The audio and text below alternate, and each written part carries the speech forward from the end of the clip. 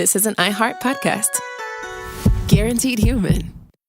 You're listening to a podcast, so you're doing something else too, like maybe scrolling home listings on Redfin, saving places you like without thinking you'll get them, because that's what house hunting has become. But Redfin isn't built for endless browsing. It's built to help you find and own a home. Redfin agents close twice as many deals as other agents, which means when you find a place you love, you've got a real shot at getting it. Redfin helps turn saved listings into real addresses. Get started at redfin.com. Own the dream.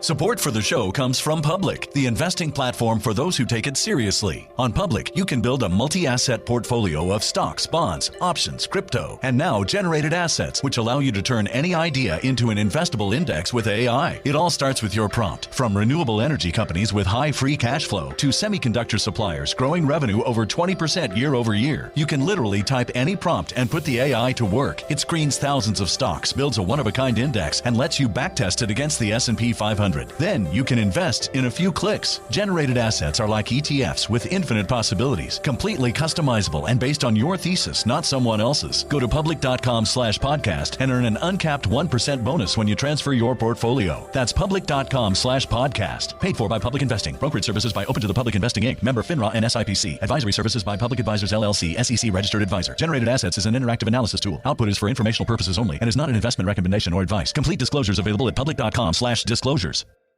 Tired of spills and stains on your sofa? Wash away your worries with Anabay. Anabay is the only machine washable sofa inside and out, where designer quality meets budget-friendly prices. That's right, sofas start at just $699. Enjoy a no-risk experience with pet-friendly, stain-resistant, and changeable slip covers made with performance fabric. Experience cloud-like comfort with high-resilience foam that's hypoallergenic and never needs fluffing. The sturdy steel frame ensures longevity, and the modular pieces can be rearranged anytime.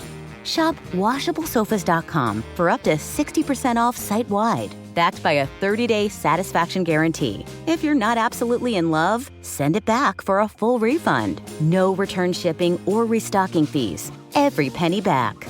Upgrade now at WashableSofas.com. Offers are subject to change, and certain restrictions may apply. Hey everybody, Robert Evans here, and I wanted to let you know this is a compilation episode. So every episode of the week that just happened is here in one convenient and with somewhat less ads package for you to listen to in a long stretch if you want. If you've been listening to the episodes every day this week, there's going to be nothing new here for you, but you can make your own decisions.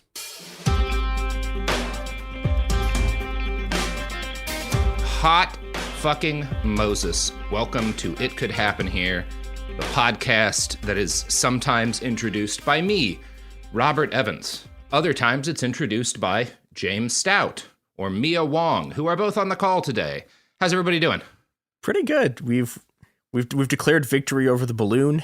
Mm-hmm. Yeah, finally the F-22 gets its first air-to-air kill. I still can't. Yeah. Really hundreds of back billions to of dollars later, we did it, guys. We did it. Worth every really penny. Built, like, the F-22 is like God's perfect killing machine. Yeah, and it is like it is a $67 billion aircraft that's completely useless. It is a perfect It is a perfect air superiority craft, which in modern warfare makes it slightly less useful than an $850 DJI drone with a fucking hand grenade strapped to it. Yeah. I mean, to be fair, AliExpress. I cannot think of like a better metaphor to understand how the U.S. Army works than shooting using a $67 billion aircraft to shoot a $361,000 missile at a balloon. I mean, honestly, just like listen, as somebody who's shot several balloons in his life, admittedly not this high up, it is extremely entertaining, and I can't fault that pilot. I am deeply disappointed in rural America that no crazy rich guy with a Cessna flew his friend with a 50 cal up to like 40,000 feet. This is drop that thing. Why the 17 incinerator was invented for this specific instance, and we've been let down again. Anyway, what are we talking about today, Mia? I mean, the balloon, obviously. And we're talking about the balloon a little bit, and then we're going to talk about something more interesting, which is the sort of history of U.S.-China relations and how it's not what everyone thinks it is. I've been led to believe by the media that there is nothing more interesting than the balloon and that we should be focusing all our coverage on the balloon. That's true. There have been other balloons. There are now a fifth balloon has hit the towers. Excellent. Okay, so yeah, let's go. Yeah, so I want to start off by I want to talk a little bit about the balloon, which is that so we have the American Army's claim that this was a surveillance balloon. There's a chance it just was a random balloon. I don't know. I don't want to completely discount the fact that it was a balloon. I do want to talk a little bit about sort of balloon surveillance stuff, though, because I've seen a lot of people, both on the left and also on the right, who are just like, why would anyone ever have a spy balloon? It's like, okay. So we're going to talk a little, in order to do this, we need to talk a little bit about surveillance satellites, which I come from a family of astronomers, and one of the sort of dark secrets of astronomy is that the stuff you point up also can be pointed back down again. And yeah, so one of the other things about this is that a lot of the companies that make telescopes and make the lenses for that are companies that work heavily with the NRO, which is the National Reconnaissance Office, which is a genuinely terrifying organization with an unfathomable black budget dedicated to just spying on people from aircrafts and from space. And more people should be we have a lot of people are scared of the NSA, people are scared of the CIA, but more people should be scared of the NRO because Jesus Christ, that stuff is whew. But on the other hand, so the NRO has a bunch of satellites, right? But the thing about satellites is that they move. Okay, you can't prove that. I will do a War Thunder. I will post classified documents. We live underneath a flat dome, and satellites are stationary. The dome rotates in a clockwise direction around them, and that's responsible for the illusion of motion in the heavens. Sure. Yes. There's no compelling response to that. You've been owned again. I got nothing. No, owned. So, all right. So satellites move. They move in stable and predictable orbits, and this means a few things, right? One of the things that it means is that a satellite is only over the area you want it to cover for a limited amount of time because it's, the satellite's moving around the Earth, right? And this means that, you can calculate their orbits and you can calculate when they're going to be in range of whatever they want to look at. And, and this means you can do things like, for example, figuring out where the satellite's going to be and hiding whatever you're working on when they pass. This is how the CIA completely missed India's nuclear weapons program, is that they knew when the spy satellites were flying over, they just hid all their weapons equipment, and the CIA never figured out they were building nukes. Base. Well, actually not base, because nukes are bad. But yeah. Yeah, it was very funny. Hiding is very funny. Yeah. But, what did they do? Did they just paint it like a hot dog or something and just be like, no? Well, they literally just put tarps over it whenever the satellite came around, and then they built things underground. It was very funny.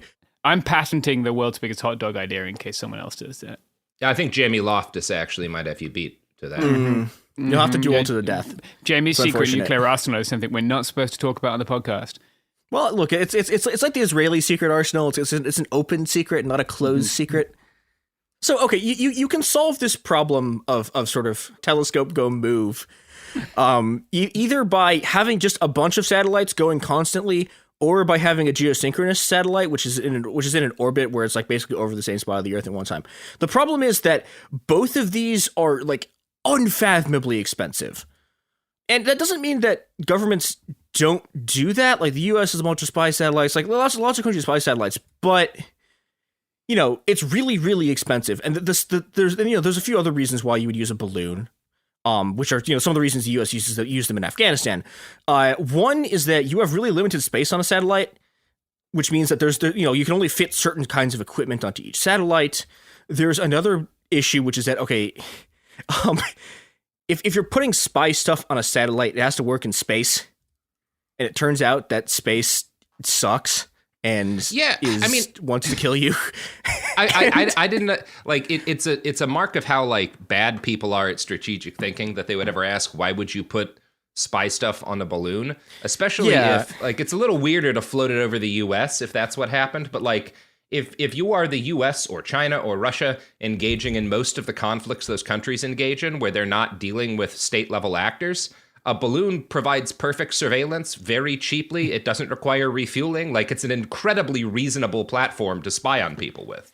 Yeah, and I think that there's another thing which I think has been less talked about, which is that, okay, there's an equipment gap, basically, between when you design a camera for a satellite and when the satellite goes up. And this means that whatever kind of cameras and technology you're putting in a satellite are going to be, by definition, a few years out of date, because that's just how long it takes to design the equipment and put it into the air. But, for a balloon, you could use stuff that's more modern than what you would have on a spy satellite. Now, and also, like, you can also just put other stuff on the balloon that's not just cameras. Like, you can do SIGINT stuff. Okay. The moral of this story is that, like, the spy balloon is not like a completely implausible thing. If you like put a gun to my head and said, Mia, what happened here? My guess would be it was like the spy balloon went off course or some shit, and they just lost control of it. Now, it probably was not meant for the continental United States, because that's a weird move. But it does keep happening. So. Hi, this is Mia in post. So, back when we recorded this episode in the heady days of early February, there had been but 2 balloons. There have now been so many more balloons. Oh my god, the US just has balloon mania.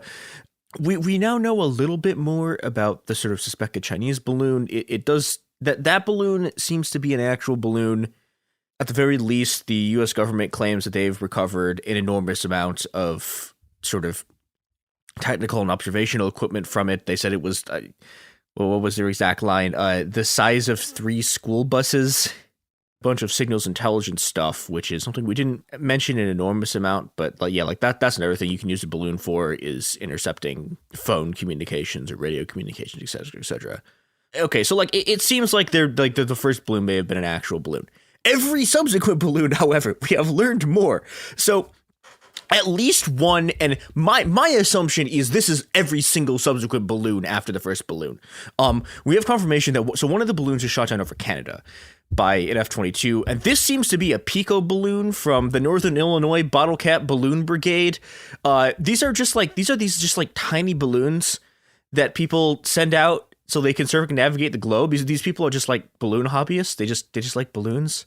And, it's just honestly really sad. Like, these are just people who they just like putting balloons up and watching them go around the world. And they were met with the entire aerial might of the world's greatest superpower, which spent literally more money than I've ever seen in my entire life to annihilate literally like about $100 or $200 worth of essentially foil and some GPS equipment. These people apparently tried to contact the U.S. government and tell them what was going on, and the U.S. government was like, So, yeah, congratulations to the U.S. government, which has it has won an important geostrategic victory over the Northern Illinois Bottle Cap Balloon Brigade. This has been breaking news from Mia in the balloon war. Enjoy the rest of the episode. But, I wanted to use this to talk about something more interesting, which is, again, like the sort of arc of U.S.-China relations and what actually drives it, because I think people have a really, really not very good understanding of how it works and why. Okay, I think it's reasonable to ask you, why are you talking about the arc of U.S.-China relations? Aren't U.S.-China relations always bad? And the answer is no. In fact, U.S.-China relations are sometimes actually quite good. U.S.-China relations are driven by these two sort of interlocking forces, right? On the one hand, you have the internal domestic and also kind of global balance of class forces inside a country, and that plays a huge role in a lot of the things that are going to happen in U.S.-China relations. And the other thing that happens is what you, I guess, would call geopolitics. And we're going to kind of start with the geopolitics side and then move back and forth between that and the sort of class angle on it, so you can get a kind of understanding of how this stuff actually works and how to think about it in ways that aren't just sort of incredibly simplistic and useless. So, all right. I'm not going to go all the way back to like the 1800s or whatever, because there are U.S.-China relations. We actually invaded China at one point in like the 1800s for some fucking reason. And we did it again in the 1900s too. But okay. So, but in terms of dealing with modern China, dealing with modern U.S.-China relations is about the U.S.'s relationship with the CCP. And weirdly, during World War II, the relations were actually really good. Because obviously China is the U.S.'s ally in World War II. we're also allies with China's Nationalist Party, the KMT. But what's interesting about this is that there's a faction of the U.S. Army that is anti-KMT and pro-CCP, and they're not pro-CCP because they're communists.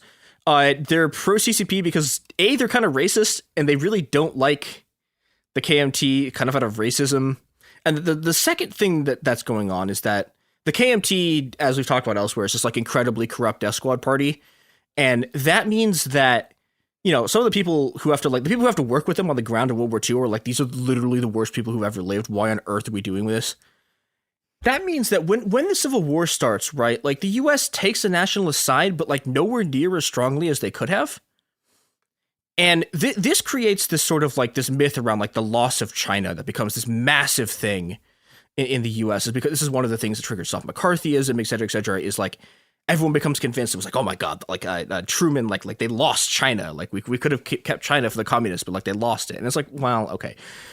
But this has another massive impact, which is that it creates this thing called the China lobby.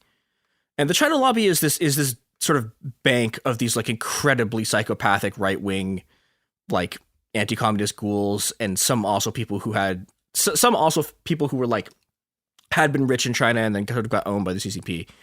And they start pushing incredibly aggressively for like regime change in China, for just the U.S. and China not having diplomatic relations. And this starts to sort of like tank relations between the U.S. and China. And then obviously like, so we fought a war with China and Korea, a thing that I feel like doesn't get talked about as much as you would think it would. Yeah, the Korean War is the memory hold war in and in the UK as well as America, but it's a war that no one talks about. Yeah, I mean, the Forgotten War is literally like its most common nickname. There's a pretty good book by that title too.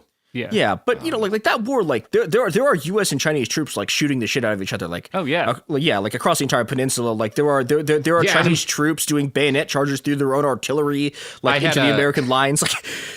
Like before I bought my place, my last landlord was a Chinese citizen living in the U.S. on a green card. And during a pandemic conversation over some wine, we kind of figured out that both of our grandfathers wound up at the same battles. And may very well have been shooting at each other. So that's the melting pot, buddy. Mm-hmm. She became a landlord. Mm-hmm. Well, I mean, she was renting a room. That's a dream. There is a reasonable argument that There and Back Again, a landlord story, is the entire course of the sort of like Chinese politics in the 20th century. Certainly with respect to the United States. Yeah, well, and also China, right? Because landlords are back now. It sucks. Oh, yeah. Not all Chinese people have become landlords, but many are subject to landlord shit. Yeah, okay, so like obviously it's really interesting too, because when people write about U.S.-China relations, they normally like the thing they pick from this period tends to be like the Taiwanese Strait crisis, and it's like, okay, yeah, there was this race crisis, but again, like the U.S. and China were like shooting at each other. Like before this, like why is this the thing that you pick for the downturn of U.S.-China relations? Yeah. Like we were at war. Like, okay, but baffling stuff, right? But and relations are not good to the 60s either. Like sort of based on very very similar sort of lines that you'd seen in the 50s. This is a period where people sort of take communism, anti-communism seriously. That stops being true very quickly. On the other hand, these sort of geopolitics things have real material consequences, right?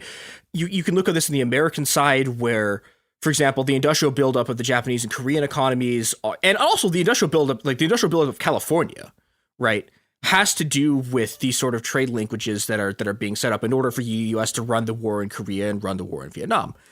And China has its own sort of version of this, which starts getting more and more apparent by it starts around the mid 60s. They have this thing called the Third Front, which is okay. So having now been through like, I don't even know how many wars since the start of the century, the CCP goes, okay, we need to shift our production away from sort of the coast and into the middle of the country so that they can't be attacked by the Soviets and they can't be attacked by the Americans.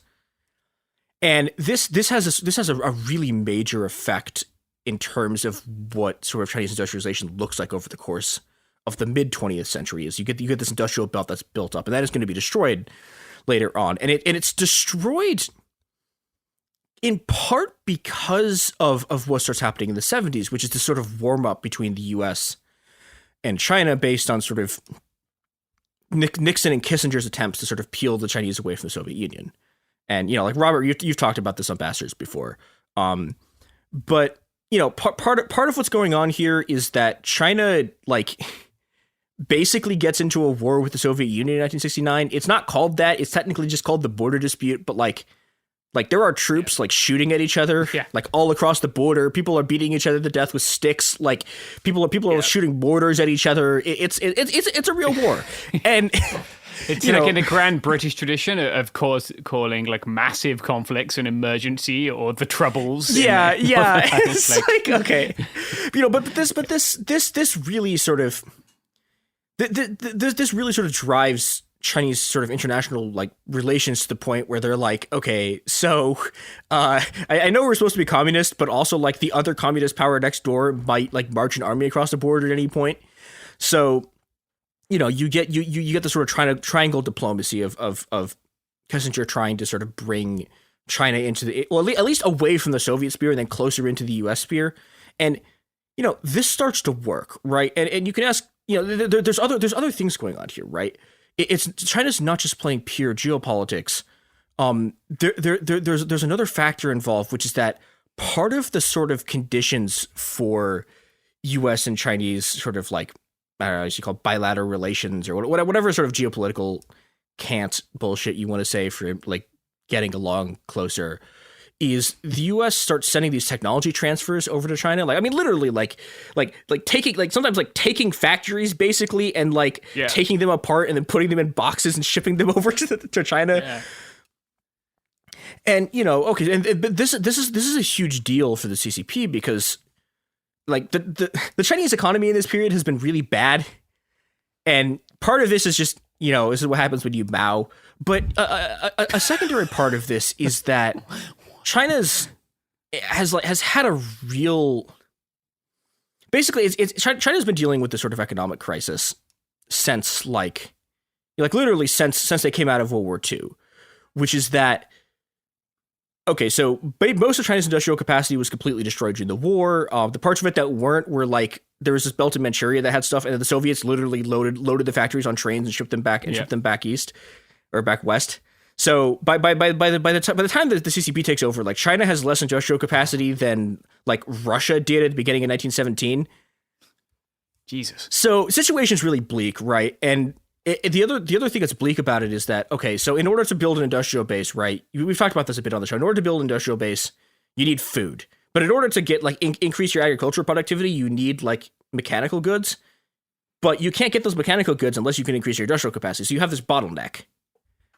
And this winds up being one of the solutions to the bottleneck is getting technology transfers from the US. And, the sort of product of this is that now all of our products and services, which we are about to talk about, which you should buy, are made in China. So yeah, go buy those things that are the product of all of this. There's no problem. Yeah, don't question it. Just purchase it. Go to Alibaba. And just find AliExpress, get it AliExpress, faster. And just wire them $700 within. I'm going to say 2 weeks to 17 months. You'll get a package of something. Yeah, no get way a to drone. Know what. Buy a drone. Yeah. Honestly, if you order something from AliExpress, there's no real way to know what you will get. That's the beauty of AliExpress. Look, you on the other hand, there is a non-zero chance you get a collection of really, really sick Chinese shirts that just have absolutely random bullshit on them. It's great. It's amazing. Sick Chinese shirts or knockoff versions of military grade optics that work well enough for the Taliban to use. Yeah. Liberating people the world over, AliExpress optics. All right, and we're back. So, okay, the Chinese swing into sort of alignment with the U.S. They start doing things that are even a lot of the U.S.'s right-wing allies won't do. For example, China's one of the first countries to diplomatically recognize Pinochet's Chile. And they send him a shit ton of money. They send him loans. They send him direct cash transfers. And this is a point where even France and the UK are that's a we're not gonna acknowledge this military dictatorship. But China's yeah, this rules. Hell yeah, Pinochet. And they do other stuff that's very sort of pro-US, right? They invade Vietnam in 1979 in the war that, the only war that's more forgotten than the Korean War true. is the Sino-Vietnamese War. There were some really good Twitter threads that taught me a lot about China's non-aggression towards other countries last week. Yeah, it's a good time. We could also talk about like the Sino-Indian War in the middle of this, where they just invade India. No aggression, which is great. But okay, but like what this sort of comes up to is like you get a point where the U.S. and China by the end of the 70s and going into the 80s are very much on the same side. Like, for example, when Deng Xiaoping came to visit the U.S., he takes like an hour out of his schedule to make a secret visit to the CIA so that he can set up a joint like U.S. CIA listening post in China to monitor the Soviets. We talk about this a lot in the Kissinger episodes from last year, but folks should generally be aware that like Chairman Mao and Richard Nixon legitimately got along, like enjoyed one another's company, as did Nixon and Ceausescu. Like they were all good friends. Yeah. Which is something one ruling class, et cetera, et cetera. Yeah, there's almost a class analysis you could make there. Yeah, but okay, we're gonna do a slightly different class analysis, which is that like, okay, so U.S.-China relations are very good, literally, like basically until Tiananmen, and then everything gets kind of messed up because Tiananmen's it has a set of like very weird and contradictory effects, right? We talked about some of this in our Tiananmen episodes, but it does two things, right? On the one hand, like in the U.S., people are horrified, right? The entire media class just like watches this happen outside their windows. There's just like this incredible uproar. It becomes one of the sort of like central, like I don't know, like I sort of I like it becomes a thing that's like incredibly central to just like the memory of what it is to be an Asian American, is to sort of like remember quote unquote Tiananmen. But on the other hand, so okay, what you would expect from there is like the U.S. and China break off diplomatic relations and like the Cold War II starts again immediately with the U.S. and China. And it doesn't happen like that. And it doesn't happen like that because the second thing that Tiananmen does is it finally crushes the Chinese working class. And once the last of the old Chinese working class is just gone, right? And all that's left is an incredibly disorganized and incredibly desperate sort of migrant working class. Suddenly, hey, look, we have a very highly educated, very poor population that you can just ship labor to, and this is what actually happens in sort of terms of sort of U.S. and Chinese relationship over the 90s, which is that you have this double deindustrialization going on. You have a deindustrialization in the U.S. where the last of the old Rust Belt falls apart. The sort of like minor industrial boom that had happened under Reagan just implodes, and some of this is decentralization. Some of this is these jobs go to like the suburbs and shit, or like places like DeKalb that are just incredibly accursed. But real call out there, Mia. I'm sorry to anyone who lives in DeKalb. I wish you best luck fleeing. There goes that DeKalb Tourist Board sponsorship that we've been looking for. Yeah, but but simultaneously, there's another wave of deindustrialization happening in China too, which is that old third wave industrial belt that I was talking about, right? Those people had worked in like basically the equivalent of like the Chinese equivalent of sort of like good union jobs, right? They're working for state-owned enterprises, so they have housing, they have healthcare, they have pensions, and all of that is just destroyed. Like all these people lose their pensions, they fucking lose everything. There are like millions of people who are pushed out of their jobs, and when both of these things happen at the same time, and a lot of companies who are watching the sort of East Asian companies like economies collapse, who are watching the Vietnamese, who are watching the South Korean economy collapse, or watching the Japanese economy collapse, suddenly start looking at China. And throughout the course of the 90s, sort of more and more American capital, I mean, there's already been capital from East Asia sort of flowing into China. More and more American capital starts flowing in. And what you get here is you get this battle between geopolitics and economics, right? The sort of geopolitics side and the sort of like, the side that like the media is on, and the side is at this sort of intellectual, et cetera, like anti-China class is on, is, they don't want to let China into the World Trade Organization. But it doesn't work, right? Those guys just get destroyed. China gets admitted into the World Trade Organization. Both Bill Clinton and George W. Bush support China entering the WTO. And they do it because they can see, I'm partially, A little bit of it is because they for some like they've been drinking the Kool-Aid and they believe that like if you have capitalism then democracy will follow, which empirical data suggests otherwise. Yeah, like okay, sure, neocons, like whatever. But but it's also because these people have financial backers, and their financial backers are telling them like, hey, look, we can, if all of the sort of weird sanction regime shit is worked out, and if China's fully integrated into the capitalist system, like we can make a lot of money. And they do. This is what the 2000s is, right? Like Walmart and like Walgreens and shit, like directly integrate all of their supply lines into Chinese supply lines. They make deals with the Chinese government in order to do this. And suddenly in 2001, China's, I think, like the 4th exporter of goods in the world. By 2009, they are number 1 by like well, it's not an order of magnitude, but they're like very, very much the dominant export, like world's dominant export economy. And this is a problem, right? Because on the one hand, if like American-Chinese relations they're actually really good around 9/11. They're actually really good, right? Like the U.S. like there were guys from Xinjiang who like China sends to Guantanamo. It's like, here, take these people, and the U.S. tortures them for China. Like cool. Yeah, like relations are good, right? It's like, well, okay, hey, we both have like this like quote Muslim extremist threat that we're like dealing with, and they try to get on the war on terror, but eventually relations kind of degrade. Like you have the whole Olympics thing. There's like in like the 2010s, there's this whole fight over these islands that the Philippines claim. But the problem with this is that like, okay, so you get on the one hand a faction of the American right that is really, and also like there's a faction of the American right that's really, really hardline anti-Chinese based on sort of racism. There's American liberalism, which has this thing about like the rules-based international order that like China's violating, and they're also racist.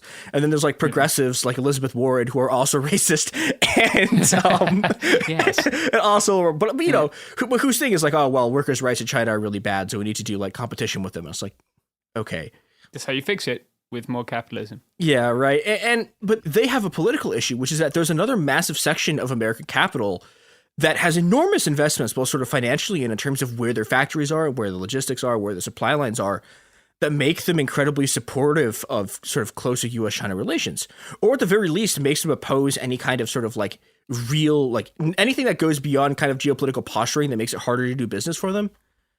And this is something I think people have a tendency to forget when they try to think about U.S.-China relations in terms of economics, is that like, okay, so the U.S. has a military-industrial complex, but that's not the entire U.S. economy. Like, there are other people in the U.S. who have lots of money. There is an entire financial sector. There is an entire tech sector, and those people also have a shit ton of money.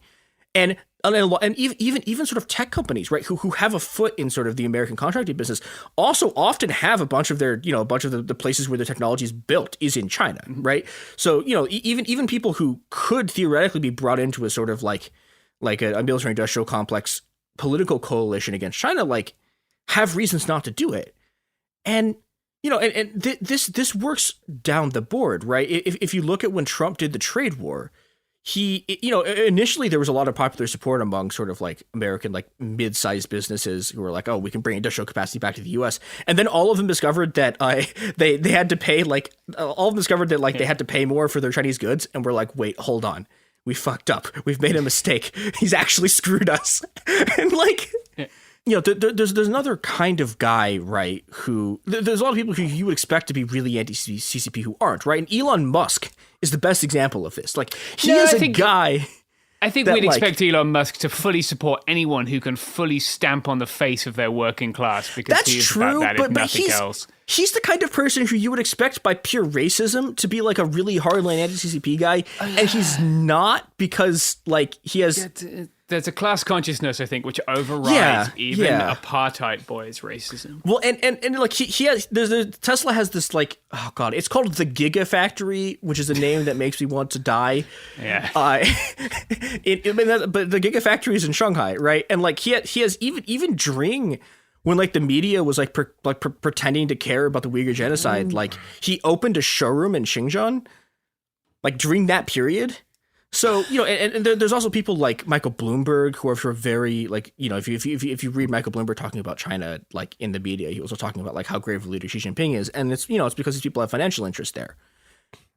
And you know, and this means that like it, you know, even the sort of media coverage of this balloon bullshit, right? And like China has been like threatening revenge or whatever for the shooting down of the balloon, but like this isn't going to turn into anything, right? It's the same in the same way that like the last Taiwan like straight stuff like didn't turn into anything, in the same way that like the last 17 goddamn of these scandals isn't going to go anywhere, and it's not going to go anywhere because there's an enormous like faction of American capital who relies on this stuff. I think it serves like the military industrial complex and the military specifically to have China be like Schrodinger's next world war, right? Like they're always a threat, but like they're not a threat. You know, like we can justify so much spending and allocation of resources if we can always like wave this stick of potential conflict with China. Yeah, and I think this is something that's kind of like that's important to understand, is that like both the China Hawks and the China Doves are enemies of both the American and Chinese working classes. Like the China Hawks thing is they want to like, you know, they want to pit the Chinese and American working classes against each other in this like nationalist fervor in order to get everyone to ignore the fact that like both the societies are collapsing around them. And by the way, did we have not, no, I don't think this has really made the news yet, but Norfolk Southern fucking basically set off a chemical weapon in Iowa by crashing a train full of toxic chemicals. Yeah. And it's literally exploding like right now as we're fucking recording this episode. It's on fire. Ah, good. You know, I love how when you deregulate train industry so that you can have just like one guy working a massive train hauling huge amounts of toxic chemicals, it works out great. Yeah, nothing bad happens. It's called efficiency, Robert. Yeah, look, a train crash like this would have normally taken dozens of people to engineer. So we have improved our efficiency markedly. Well, and also in terms of efficiency, Robert, like think of how bad it could have been if we hadn't crossed the rail strikes. Yeah, see? Yeah, could have been disaster. Yeah, there would have terrible. There might not be a giant poison gas cloud in, what is it, Ohio? We can't have that. Yeah, it's in East Palestine, Ohio. That's honestly. It. No, it's Palestine. They don't say it. No, yeah, you can't call it Palestine. Can't have American things that sound solidarity with the caustic Palestine. Chemicals. Oh, no. Free Palestine. That's what I'm saying. That's been done already. The first Palestinian nuke. This will seem like it's in bad taste if a lot of people wind up dying, but yes, yeah, I mean it's not great. Yeah. I also want to mention here that I'm going to take this opportunity to mention that China is Israel's second largest trading partner, and they do like they do like security exchanges with each other where people trade each other's militaries. It's great. Yeah, but you know, you can rely if someone is oppressing working people, they've done a security exchange with Israel. That is like the golden law of cop beating you in the head with a stick. So never more than 2 degrees removed from the IDF. Okay, there's one last thing I want to talk about really briefly, which is, okay, so one of the things you will see people talk about who are like pundits or like people on the news will talk about this thing called decoupling. And the thing you need to understand immediately is that the moment someone says the word decoupling, you can stop listening to everything they're about to say because they are lying to you. Like, it is bullshit. So what in theory, decoupling is this thing where like supposedly like the US and Chinese economies are going to decouple, right? Yeah. And like all of the American firms in China are going to pull out, and they're going to pull out their supply chains, and they're going to relocate them to somewhere else in the world. And the US and Chinese economies suddenly will like not be coupled to each other. It's like, no, they're not. Like, this has never happened. It didn't like, if it was going to happen, it would have happened in 2017 or like 2018 when Trump was doing the trade war. It didn't happen then. The only time it's ever happened, or the only time American companies ever sort of pulled out of China like en masse or tried to, was ironically in June 2011. But in 2011, they were trying to pull out because of the Wuhan riots and this like massive surge of strikes in China. And suddenly all these companies were like, oh my God, China might not be able to suppress the working class hard enough. And then they got horribly crushed. And well, and the other thing that happened was like, companies tried to go elsewhere and they couldn't do it because no other countries had the combination of things like a stable electrical grid and like working roads, like an actually highly educated population. So like they didn't have all of these things at once. So they all came back. And you know, that was closest it ever came to happening. Everyone talks about this all the time. They're lying to you, ignore them. Yeah. It's not going to happen. The U.S. and Chinese economies are inexorably bound to each other, and they're going to continue to be. Yeah, I mean, we can't run like our economy to a large extent, or not our economy, but like our society runs on like providing treats to the working class just enough to prevent them from rebelling or from trying to actually change anything. And like, we can't keep the constant stream of treats running if we decouple from China, right? Of like cheap consumer goods. And also like the Chinese economy relies on like is an export economy, right? Like they've been trying to turn to an internal consumption economy for a decade. It's like not really working because, well, hilariously, it's not working because they don't pay people enough to buy shit. And but surely no one will ever do that because yeah, but then that fucks the economy. Yeah, so but yeah, it's great. But okay, I guess like the gist of what I wanted to say here is that like U.S.-China relations are driven by forces that are more complicated than man on TV yell at balloon. And as powerful as man on TV yell at balloon seems like in the moment, it's not actually the thing underlying what's going on here. And you need to be able to look past man yell at balloon on TV in order to look at sort of the broader political and social forces that are going on here. And I think beyond that, what we need to do is recognize that there's a deep emptiness at the center of American society that should have, in this case, been filled by rich people in Cessnas and their friends with high-caliber precision rifles, flying into the sky in a noble Quixote-ish quest to shoot that fucking balloon down. Just having Sancho Panza crank I've never been. I'm Cessna. so disappointed in this country. I expected 40 or 50 people to die, but that balloon to be taken down. There was a time when we had a country. Yeah. Our founding fathers would have dropped that son of a bitch. Yeah. Joe Brandon has forced them all into retirement. Yeah. Yeah. And China has revealed its gender to the world. Anyway, I hope China sends another balloon. Yeah, what else are we going to do? Yeah, hopefully it'll be like a Mickey Mouse, a fucking Frozen balloon. If they do like the girl from Frozen, sure, that would be cool. I'd like to see that. They should start pranking us with character balloons. I'd fucking love that. Oh god, but then the U.S. would start sending like Winnie the Pooh balloons over to China. Elizabeth Warren would commission a Moana balloon to if it was legal for anything fun to happen. We would have like a balloon-based Cold War where the United States starts shooting over balloons across China and the Russians start floating, and it's just we got to close the balloon gap. Albuquerque becomes the #1 world power. Green chili jackboots stamping over the face of humanity. A strong wind decimates our military capacity. The developers of Balloon's tower defense get hauled before a Senate committee for supposedly knowing the future. God. Yeah. We got to nationalize Mylar production in order to monopolize it. All right. Well, the balloon pause. I think that's our episode. Yep. All right. Until next time, everybody. Go forth and balloon. Yeah. Float a balloon into the airspace of a sovereign nation. Just to fuck with them a little bit. Buy a camera on AliExpress, put it on a balloon, send it somewhere. You can be a flag on it. The CIA you want to see in the skies over a sovereign country. CIA on the balloon. Spray paint it on the side. Why not? Why not? What's the harm? What could possibly go wrong? Let's send a flotilla Now I'm going to balloons. listen. On an unrelated note, I'm finally going to listen to the song 99 Red Balloons for the very first time. So I'll report back to see if this changes my opinion on what people should do with balloons.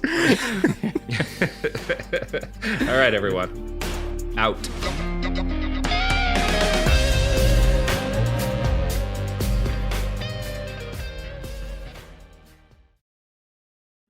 Let's talk about modern home shopping. It's sort of become a fun side hobby, right? Scrolling listings at night, dreaming about kitchens you've never seen, or backyards you haven't even stepped foot in, all from the comfort of pretty much anywhere. Redfin knows a lot of people like you want to own, but are stuck in this browsing mode loop. That's where Redfin flips the script. With listings that update within minutes and tours you can book right from the Redfin app, you can see your dream home the moment it appears. Now, liking a listing is easy, but actually landing it, that's where Redfin comes in. Redfin has over 2,200 agents with local expertise. And Redfin agents close twice as many deals as other agents. That means they want to help you win, not just window shop. Redfin is built to help you go from just looking to wait, this could actually be home. So become the newest neighbor on the block. Visit redfin.com to start finding and start owning. That's redfin.com.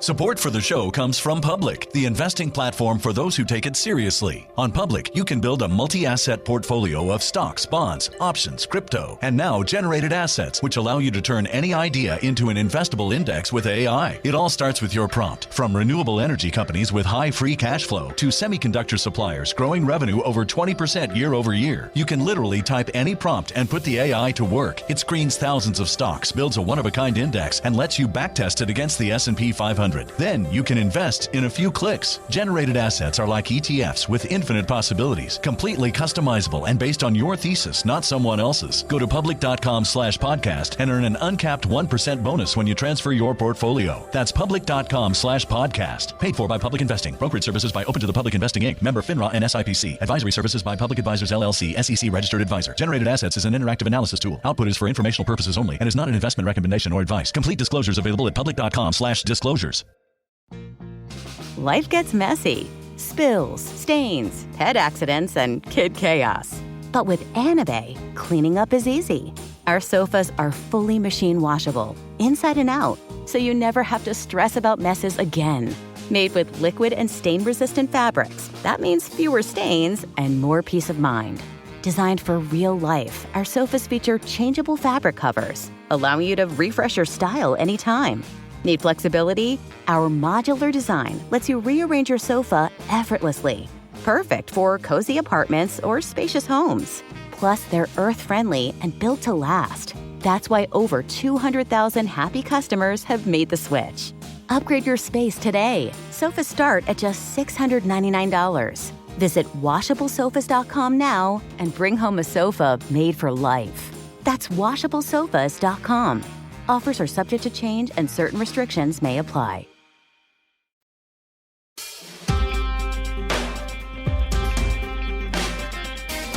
Hi everyone, It Could Happen here, and today it's Mia and myself, and we're doing two interviews which are going to split over two different episodes. What we're talking about is a case in Asheville, North Carolina, where a group of people doing mutual aid work with unhoused people have been charged with felony littering. Now, we're going to get a little bit in the episode into what felony littering is. And unfortunately, I don't think any of us can explain why that exists as a charge for individuals and not for, BP or Shell or something, but such is the state. And so in the first episode, we're going to talk to Sarah. Sarah is one of the people facing these felony littering charges. Sarah's also been banned from parks in Asheville, and which we're going to talk about. So Sarah will explain a little bit of the process that led up to those felony littering charges, what the situation is like in Asheville for mutual aid and for unhoused people. And then we're going to talk to Maniba tomorrow. Maniba is one of the lawyers at the ACLU, and she will explain a little bit of the legal background to the case and what is sort of the way that the ACLU is helping these people oppose the ban. So we'll have two separate episodes, but we actually recorded them in a different order. So you're going to hear Sarah maybe referring to some stuff Maniba said, and Maniba saying Sarah will say some stuff. Just know that we recorded Maniba first because she had a pressing time commitment. But we felt that Sarah's interview gives you a better setup for listening to Maniba's interview tomorrow. Okay, hope you enjoy. We're going to start out talking to Sarah, who's one of the people who is a quote unquote problem child in Asheville. You've seen those. yeah. Okay. So, Sarah, would you like to introduce yourself and tell us why you're a problem child? Yeah. My name is Sarah Norris. It's so funny to be called something like a problem child because I'm mostly like what I am is a mom of a little kid. I'm a social work student. I am a career educator. And I am also, one of 16 local organizers who has been facing for almost the last year felony littering charges in conjunction with a December 2021 arts-based protest. Yeah, I'm sorry that this bizarre thing has happened to you. obviously, like on the face of it, felony littering is a bizarre charge. And the fact that you are banned from parks is also very weird. So let's maybe start off with like the situations before this. What were you all doing in the parks that led to you being deemed unsuitable for parks?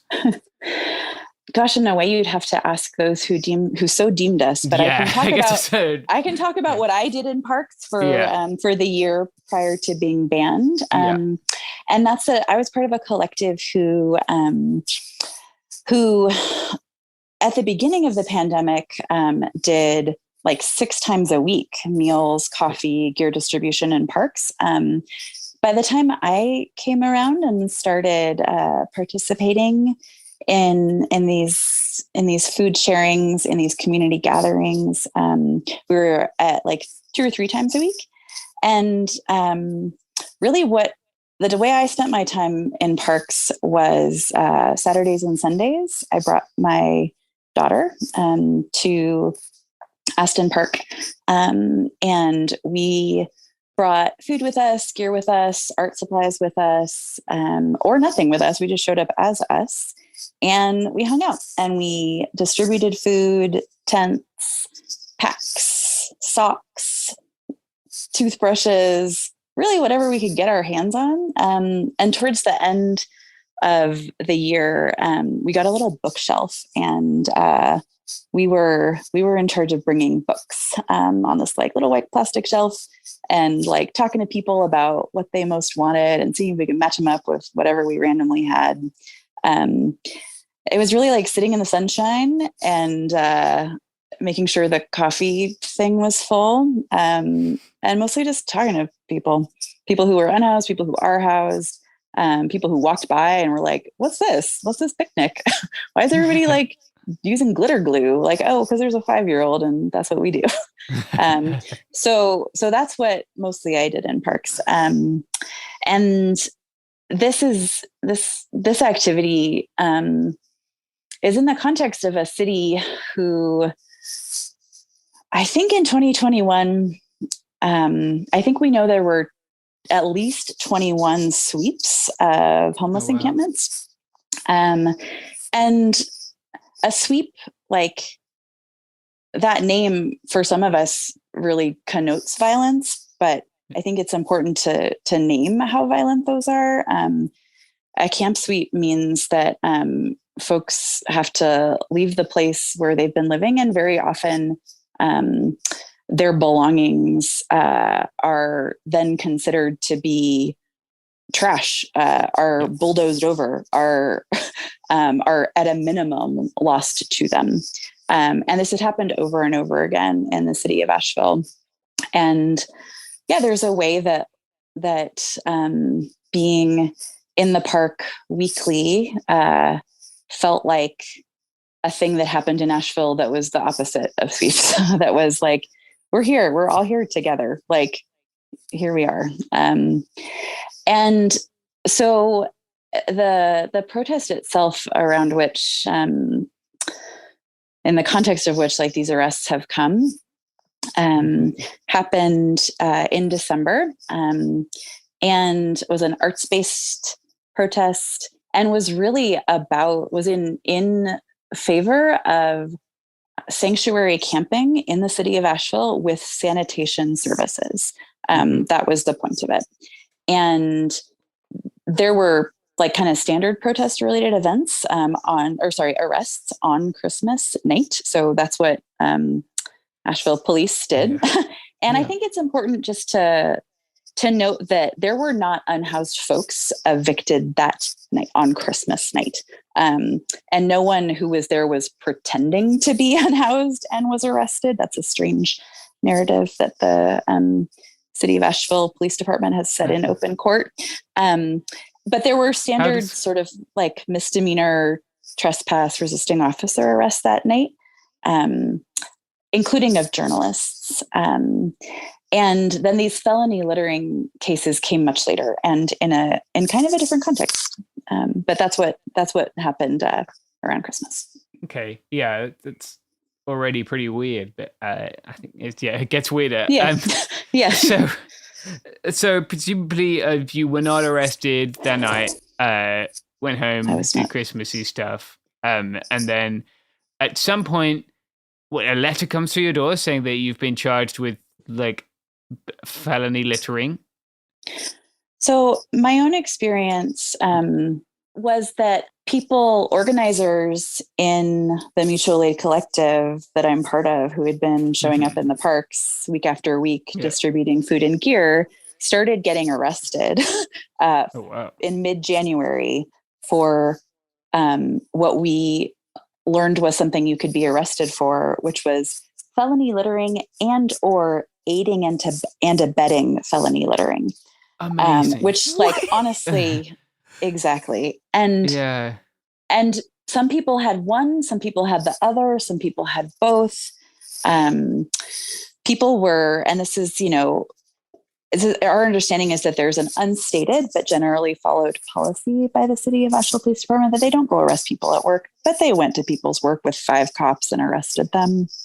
And this began in mid-January, and it continued into February. And the arrest, I mean, like, honestly, the charges on the charge sheets would read like crazy statutes that weren't even felony littering. It really seemed like they were making it up as they went along. Just from what I can say is, I mean, I can't speculate about what they were doing, but there was a strangeness to even like the documentation that people who were arrested received.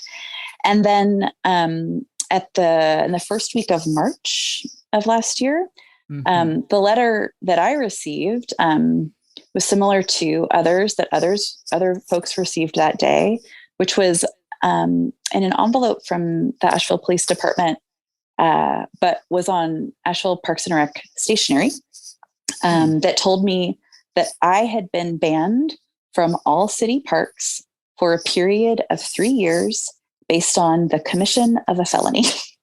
And this was how I found out that I even had any charges, was through this letter. Oof. Yeah. And that's true for more than me. That's true for a few defendants. So, not everybody who is now, we understand, to be banned from parks has even received one of those letters. But I did, and a few of us did. And there was on there a sort of like, if you would like to appeal this, you have 7 days. But the letter had been dated sort of 5 days before then. And we were like, wow, what are we even doing? And so it's hard to really communicate the like level of both like sort of desperation and nonsense that was involved the next day. But, so a few of us found this out. We self-surrendered. And because we were a lot of us around the courthouse and City Hall, we were trying to figure out, what do these letters even mean? Like, what does it mean to appeal this? What does it mean to be banned? And so we traipsed around City Hall, city offices, the courthouse, trying to get some sort of answer. Like, here we've got these. What does this mean? And every place sent us somewhere where they were like, we don't know what that is. Parks and Rec said, we don't know what that is.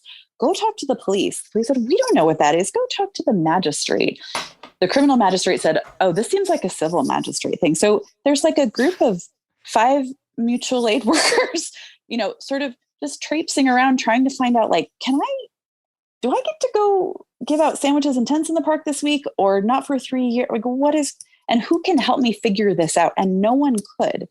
And what ensued, we never got an answer that day. We just had city employees looking at us, often with a like, wow, we're sorry this is happening to you. This seems really dumb expression. And eventually, via email, it became clear that they were like, we don't know what this process is, but we're going to tell you soon. Like, thank you for your email, saying you're going to appeal it. And over time, we kind of got a little bit more like, okay, we're going to schedule the hearings. You will have a hearing. Eventually, like, okay, we asked who will be these hearings? Like, for what? What is a hearing? And they didn't know. And then like, oh, okay, well, there will be some police officers there and, the city, a representative from the city attorney's office, and you will have a chance to provide information. And, at this point, like I think none of us had, maybe we'd had admin appearances, but like at this point we're dealing with felony littering charges that we don't understand. We're trying to figure out whether we can continue to provide community care in the way we've been doing for years. And it seems like what the city is offering is a chance to come and maybe entrap ourselves. Like it doesn't make any sense to us. And so, those of us who had representation that we could speak to said, oh, we're coming. And have you heard the recordings? No. Well, if you would like them, I'm happy to send them. Yeah. Mine is particularly, I can't listen to mine. I have a huge nervous system response.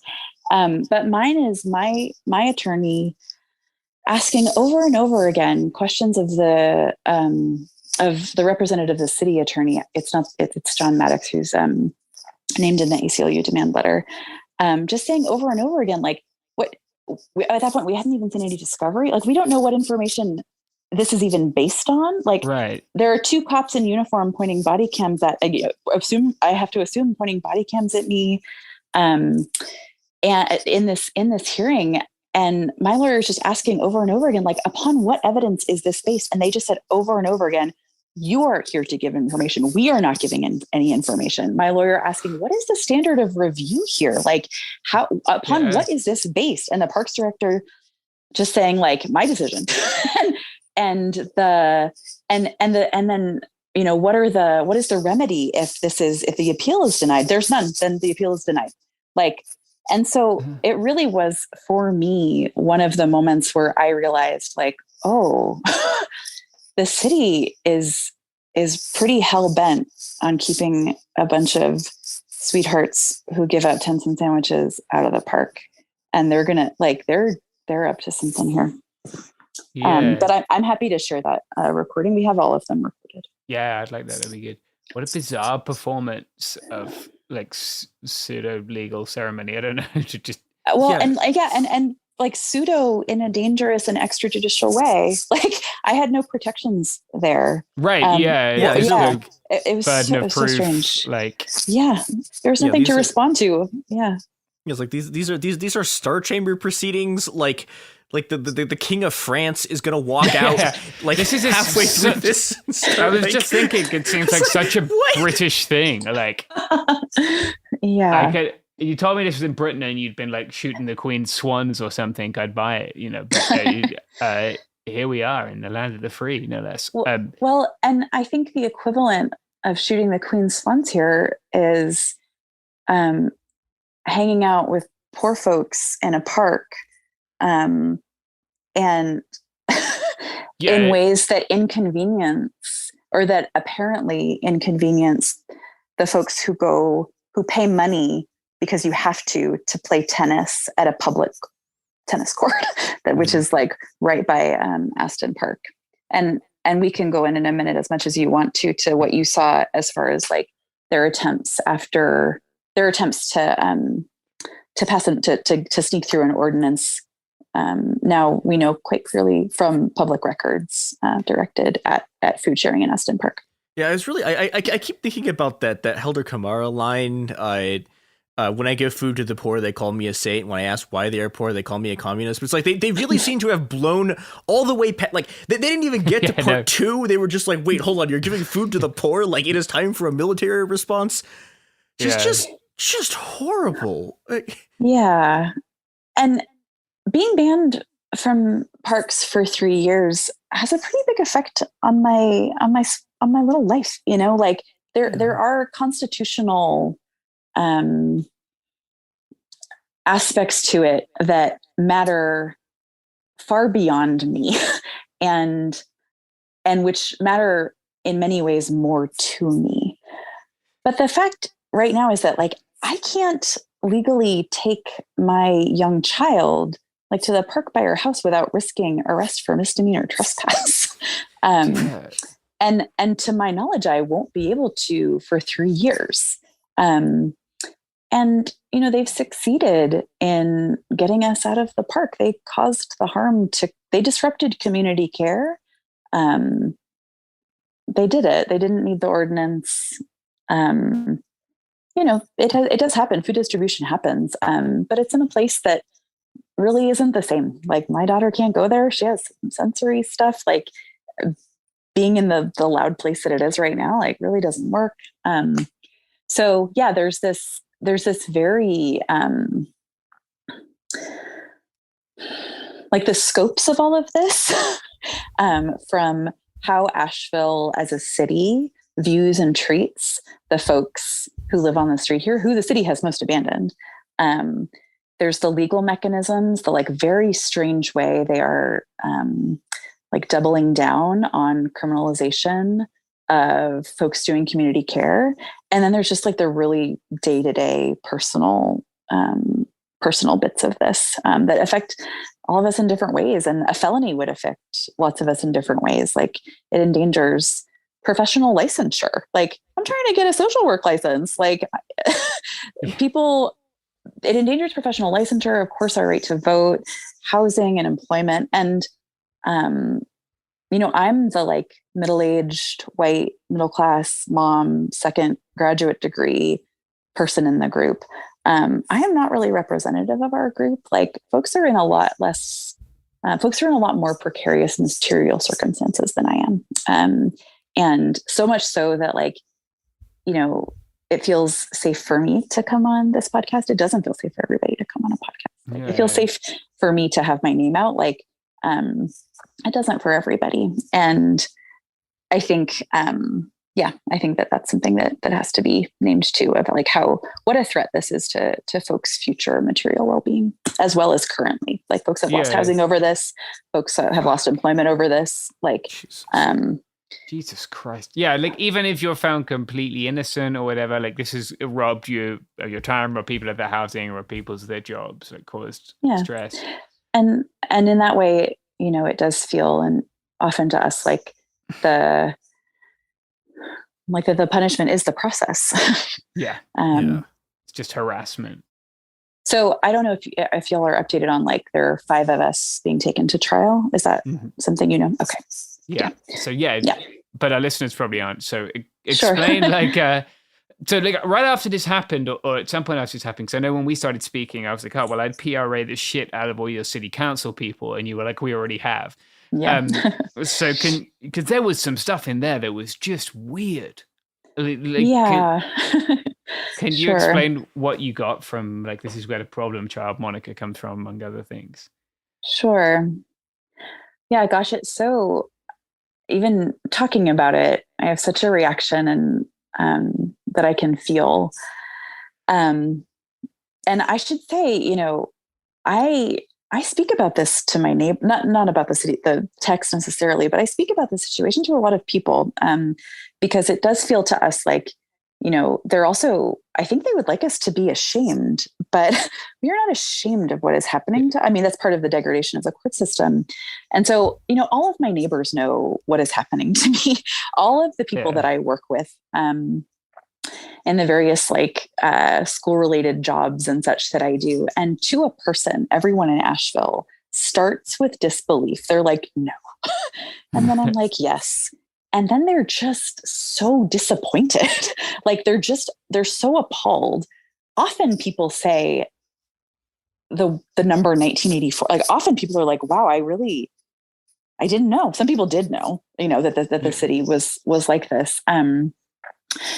But, you know, that sort of paralleled my experience in a way, just like disbelief and then disappointment. But yeah, we recently, it's intensified recently, seeing the publicly available communication between council members. And I think I want to be careful, and I don't have it in front of me, and so I don't want to misquote it. But what I can say is that anybody can go find on the City of Asheville's public records request. Anybody can go get those now because they've been requested.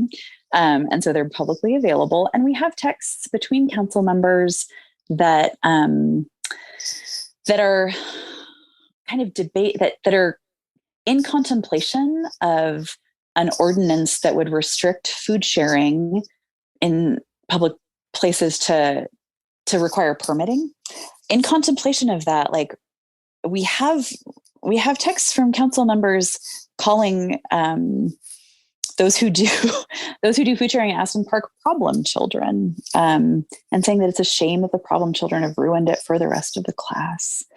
We have one saying, like, you know, probably if we go ahead, we city council go ahead with this ordinance, there'll be a lot of protests and a lot of pushback, which of course there was once it came out. And we have the other council members saying, like, yeah, that might be, but if permitting is the only way to get them to stop, then so be it. And, you know, I mean, I read that and I have a variety of reactions, but mostly just like a kind of nauseous disappointment. And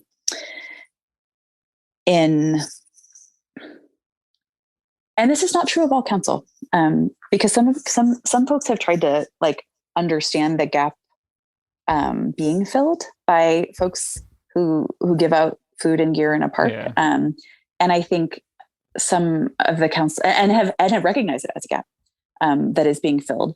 And I think some are so aware of what it says about the city that folks have to show up in a park and give out food and gear, and there's never enough of either.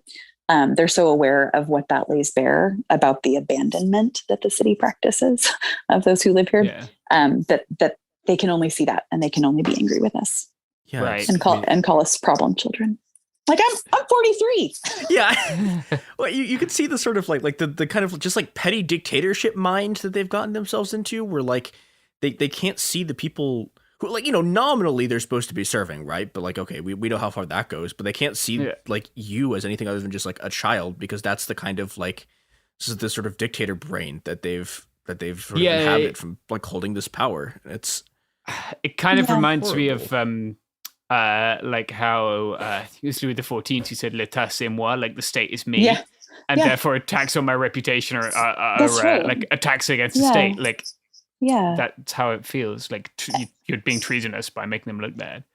And I don't know if you saw this also in there, but on the day that the arrests happened, so those discussions about the ordinance were, I think, a little earlier in January, that we should actually check that.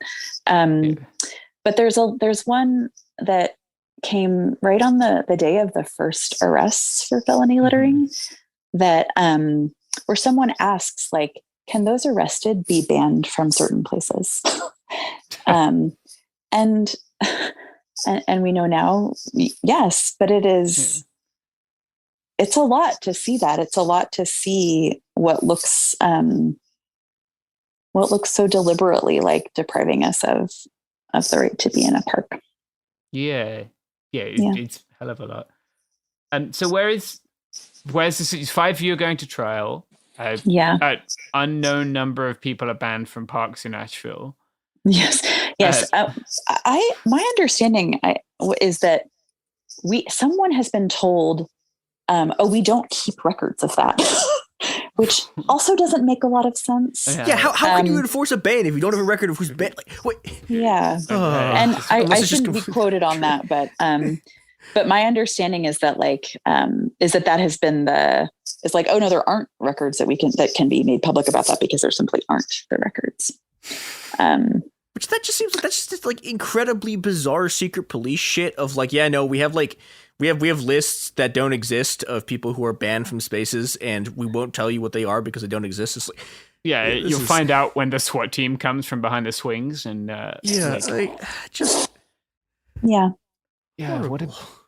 terrible. So you're banned from the park. You're going to trial.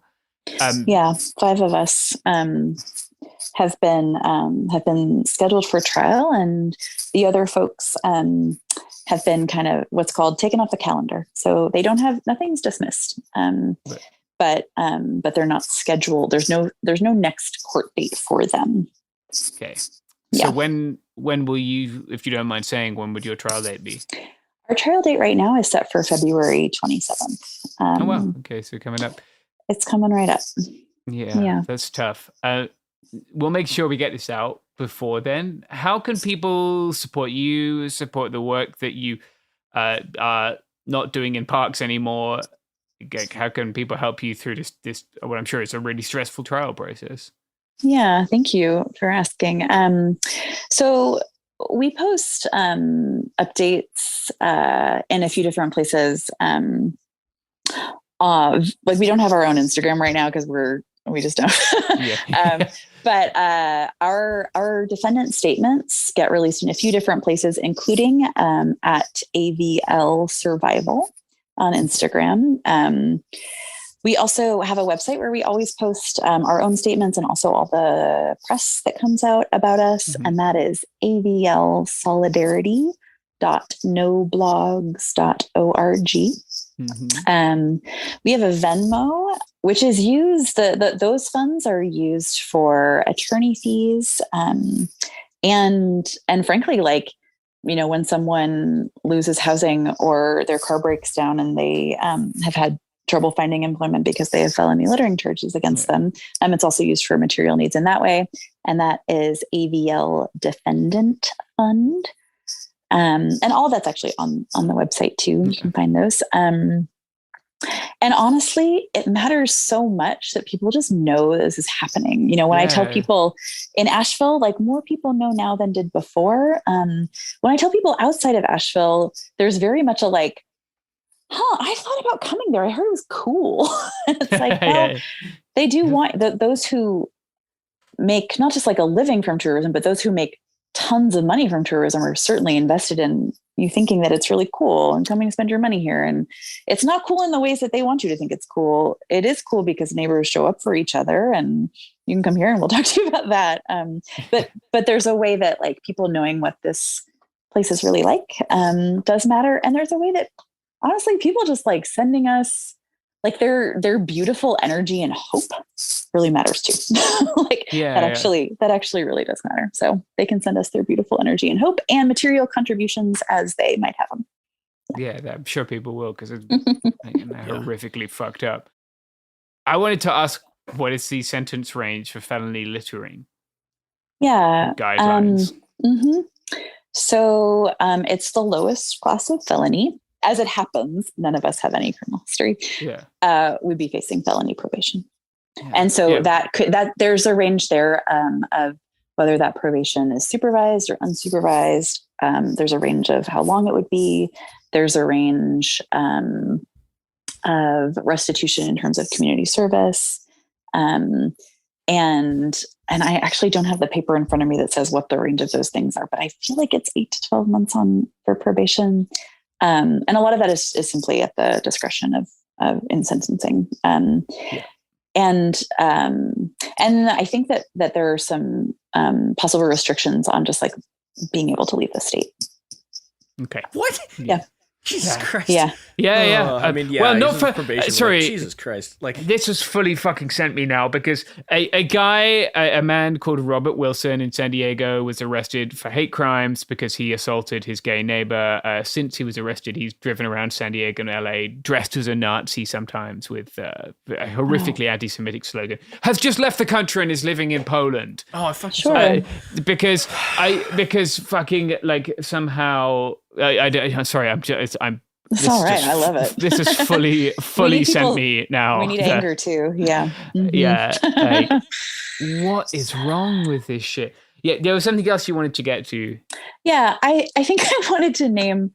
So, you know, people are so, in a way, like I wish I had a supercut of everyone I've ever said the word felony littering to, just like their faces over and over again. Maybe I'll come to Asheville and just vox pop some people. Yeah. So there's a way that, you know, of course that's just like, and if you add on aiding and abetting, which we've all been bumped up to felony littering, but the misdemeanor is conspiracy to commit felony littering. No. Yeah. What's next? Like a RICO charge for exactly, giving yes. someone a book? Yes. So on its face, it has this ring of absurdity, and of course, like it is, a lot of the press about us, they'll go talk to someone at the School of Government who says like, well, this is baffling, and at the very least seems like a misapplication of the statute, which is about huge amounts of waste often being like dumped by businesses. Right. But I think it's telling that maybe a month or two ago, there was an article in the Citizen Times, a local paper, about a company, Waste Pro, which had dumped an entire dumpster's worth of trash. Now out somewhere outside of where it should have been, like in the landfill. But it was all about like how actually they had followed procedure because there was like maybe a little bit of a battery fire or something. There was something going on with it where they weren't supposed to bring it in, so they just had to dump it. But in the course of this article, they interviewed a lot of people about like, well, what's going on with like litter in general and like big amounts of litter. And our case was never mentioned. But they did talk to some folks who do river cleanup, an organization called Greenworks. And that person said, sometimes there's huge amounts of dumping that happens. And we call the city and they say, yeah, that's illegal, but we don't actually prosecute that. And like, seeing, that's the sort of thing also that's seeing in print. I'm just like, what sort of strange like dystopian novel am I living in where the city is so upfront that like, oh no, like we wouldn't prosecute felony littering. But when it comes to aiming to disrupt a kind of community care and political speech that they don't like, they're willing to expend an incredible amount of resources on it. Like the number of resources that have gone into this would have funded like sanctuary camping with sanitation services like for years. And, I think you alluded, though maybe this is in the future in the podcast, like to the way that the city of Asheville or our lawyers have been clear that when you look at the city of Asheville's like public pronouncements and the way that they talk about homelessness, it does seem like, oh wow, we're really trying to get on this. But at a recent meeting where a consultant group, often referred to as like, yeah, that other, like that consultant group from now, because it's happened over and over again, presented findings about like what should actually be done to end unsheltered homelessness here, presented findings to the city council and the county commissioners.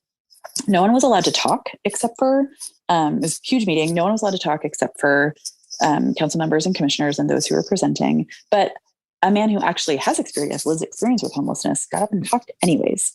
And he was interrupted by the mayor.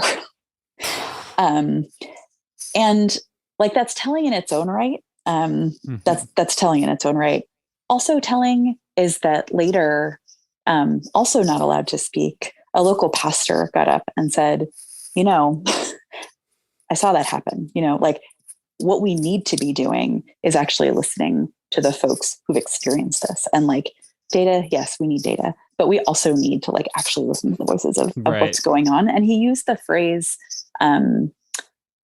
which I think was echoing the man who had spoken earlier, spiritual death, and said that he thinks as a pastor that Asheville is in a moment of spiritual death.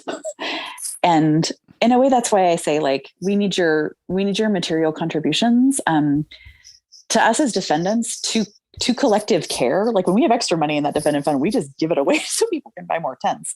And we need some hope, because Asheville is in this moment where as a city, it's making choices that seem so misaligned, not just with like the image that it would like to sell to tourists, but like with what the people who live here and are actually like about it day to day in a neighbors caring for neighbors way, like really misaligned with what we actually want and what we actually are capable of offering each other. Yeah. Yeah, it is deeply sad that like we've created this abstraction of society which is being entirely antisocial. Like no one wants, no Yeah.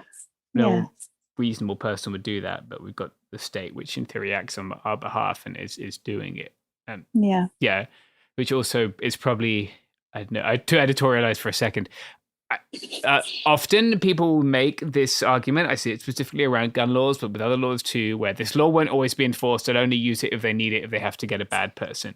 Like, they will use it if anybody threatens their interests, their shit, right?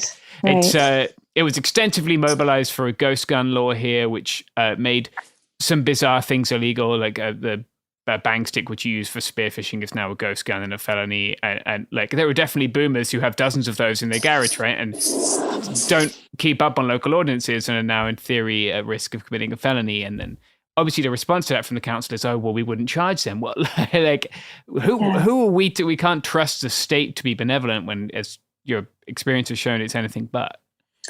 And you know, I can say this personally because I've spoken to people in city government or in state government who I've just said like, hey, do you know this is happening?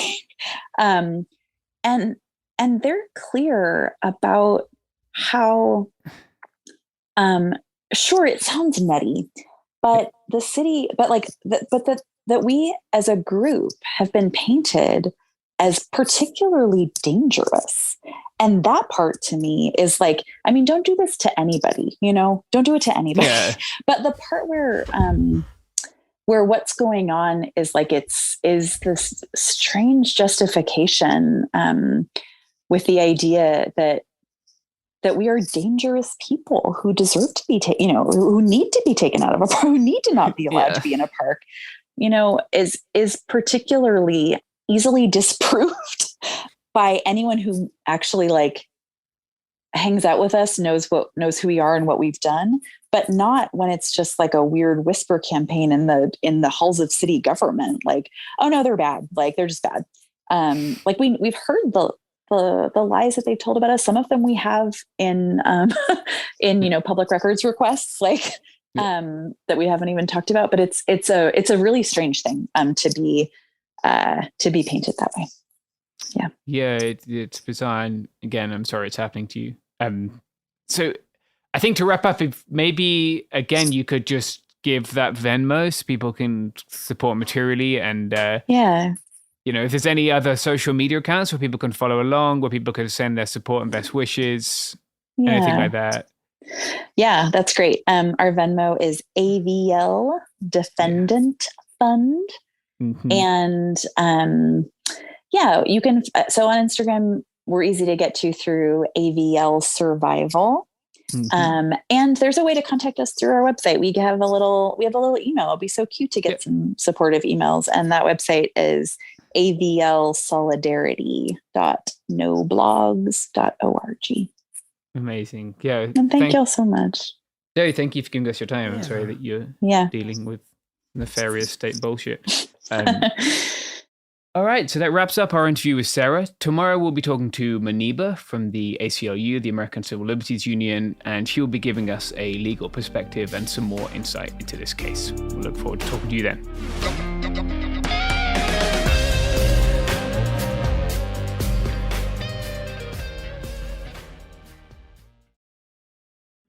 Let's talk about modern home shopping. It's sort of become a fun side hobby, right? Scrolling listings at night, dreaming about kitchens you've never seen, or backyards you haven't even stepped foot in, all from the comfort of pretty much anywhere. Redfin knows a lot of people like you want to own, but are stuck in this browsing mode loop. That's where Redfin flips the script. With listings that update within minutes and tours you can book right from the Redfin app, you can see your dream home the moment it appears. Now, liking a listing is easy, but actually landing it, that's where Redfin comes in. Redfin has over 2,200 agents with local expertise. And Redfin agents close twice as many deals as other agents. That means they want to help you win, not just window shop. Redfin is built to help you go from just looking to wait, this could actually be home. So become the newest neighbor on the block. Visit redfin.com to start finding and start owning. That's redfin.com.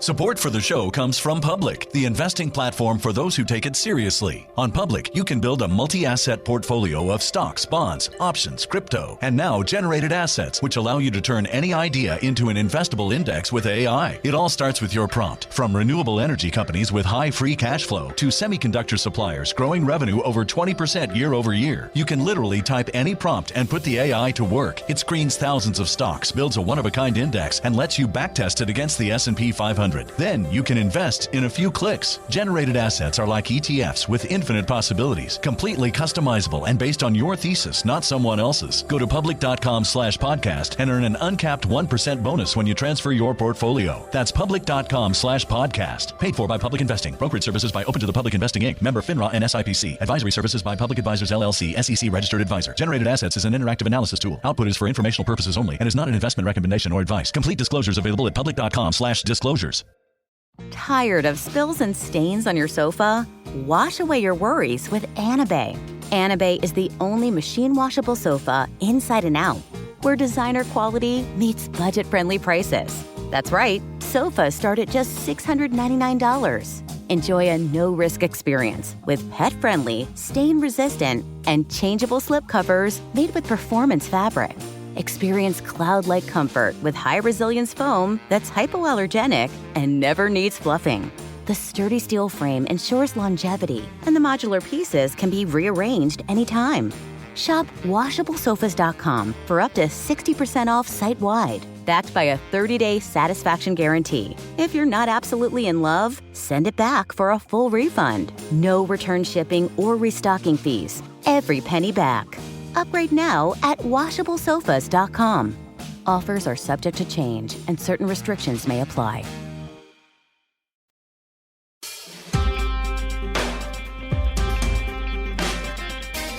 Hi everyone, it's James again. I just wanted to remind you that this is part 2 of a two-parter, and if you haven't listened to yesterday's podcast, today's might not make a lot of sense. So I would suggest starting there. Obviously, you have your own life, do what you want, but you're going to understand today's a lot more if you start with yesterday's. Today we're speaking to Muniba with the ACLU about the legal response to some of the bizarre things that the city of Asheville has been doing. If you hear reference to PIP in this episode, that's because PIP is another of the activists. They weren't able to make our call, but we're going to be speaking to them as well in our ongoing coverage of this. So hope you enjoy today's episode and know that we'll keep you updated as this moves forward. All right, so our first guest today is Muniba. And Muniba, would you like to introduce yourself, explain your relationship to what we're talking about today? Yeah, sure. So my name is Muniba Talukder. I'm a staff attorney with the ACLU of North Carolina. And I represent some of these wonderful folks that you'll be talking to after me. And it's unfortunate that we met this way, but, I'm happy to be working with them. So basically, I can go into it, or do you want to ask me questions about it, or... I think it'd be great if you could start off by sort of walking us through how mutual aid seems to have met with this bizarre prosecution. Yeah, of course. So we got connected to, our now clients, this group of individuals who, have been doing important advocacy and mutual aid work on behalf of unhoused folks in Asheville. And we were connected by this other organization called Center for Constitutional Rights, and kind of filled in quickly about how this group of people were not only banned from parks, but these bans were based on this absurd criminal charge called felony littering, which, it sounds as crazy as it is. So yeah, I think my colleagues and I at the ACLU, we were eager to talk to these folks and learn more about what happened and see what we can do, and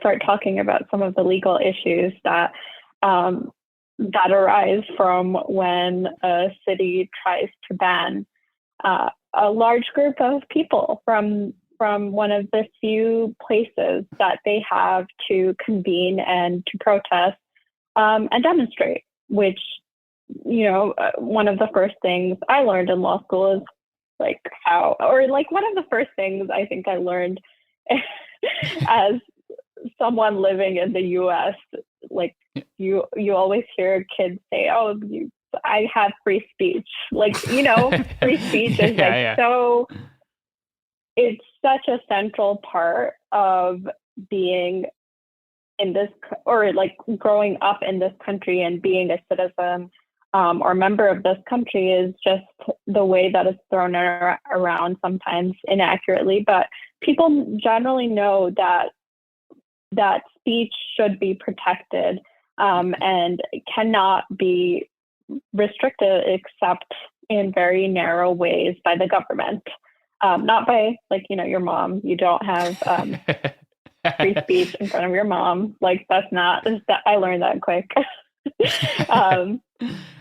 When I took my being an American test, I became a citizen a couple of months ago, and there's only 50 questions they can ask you, and I think 2 of them are like, what is free speech? Can you claim free speech when you get banned from twitter.com? It's something that's very integral. And I think it's absurd to criminalize protest, of course, but it's also equally as troubling to take away this important public space from people that, especially in a city like Asheville, if you've been there, it's one of the few public spaces that people can convene and get together and enjoy each other's company. That being separate from also one of the few places that you can protest and engage in discussion about how to fix problems. So it's really troubling that the city of Asheville had taken that route. So when the ACLU got involved, we thought it would be best to list out some of these legal issues. I mentioned the First Amendment and free speech, but there are also a lot of procedural due process problems that are issues that come up when you ban folks from a park. One of the things that the city didn't do is provide proper notice. So a few of our clients never received notice that they were banned from the park, and found out that they were banned either through the discovery process in their criminal cases or by doing very intense investigation of their own, which that is not that's just not okay. A city needs to, this is a very basic thing, right? Notice and hearing, those are the tenets of procedural due process. And the city fails there. The city then fails again at providing hearing and providing an opportunity to appeal these bans. There is no pre-deprivation hearing, first of all. The bans, once our clients receive them, they're banned. They're banned from the parks and cannot go, and didn't have any opportunity to defend why they shouldn't be banned or be heard about why they shouldn't be banned before that ban happened, which is, it's not okay. I think a pre-deprivation hearing is really important when you're taking away an interest like the First Amendment interest that I laid out. And then the hearing that was provided was problematic in a lot of ways. For one, these were very short, cursory hearings that lasted from, I want to say 5 to 30 minutes, but I'll let Sarah and Pip confirm. And they had people from Asheville Police Department who are, arguably also involved in the criminal cases that several of our clients are still battling through. They were not allowed to ask questions, and several of our clients do not have the resources to have proper legal representation. So sometimes our clients were there alone and had to fend for themselves and navigate that tricky area of not saying something that could hurt you in your criminal case. And, the hearing was just a mess in all of the ways. How does the city legally justify banning someone from parks? Is there a way in which they can do that? So they have this policy called the Restricted Access to City Parks policy, and it is, I think we should call it the park ban policy. It basically allows the city to ban folks from parks based on certain violations of, I think the categories are city park rules, city parks and recreation department program rules, city ordinances, state laws, and federal laws. So what's interesting is there's nowhere in the policy that says when a person has committed or that defines what a violation of any of these rules are. Is that a conviction? Is that a formal citation? The policy does not provide that. So this is important, I think, especially here where our clients, none of them, or actually I shouldn't say none of them, three of our clients have pled to lesser misdemeanor charges, but everyone else has an open case and they have not been formally convicted of anything. And so it's strange that, you can ban someone based off of the felony charge that hasn't even been fully litigated. Yeah. Have they banned, is there a record of the city banning people from parks, or have they just dug this one up from the bowels of legislation to ban these people?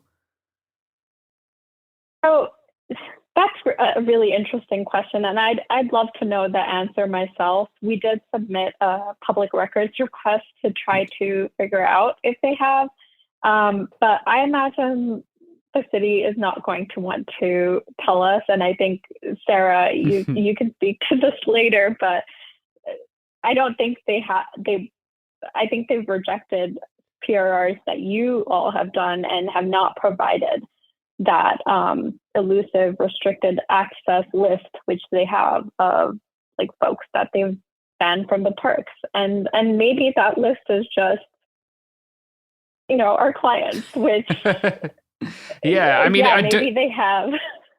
I don't know what's worse, if they have a parks blacklist and they're just not notifying people until they send a SWAT team after them, or if it's only people who are helping unhoused people and they just don't want to admit that. Both those are pretty dark. On the topic of weird legal things, what on earth is felony littering?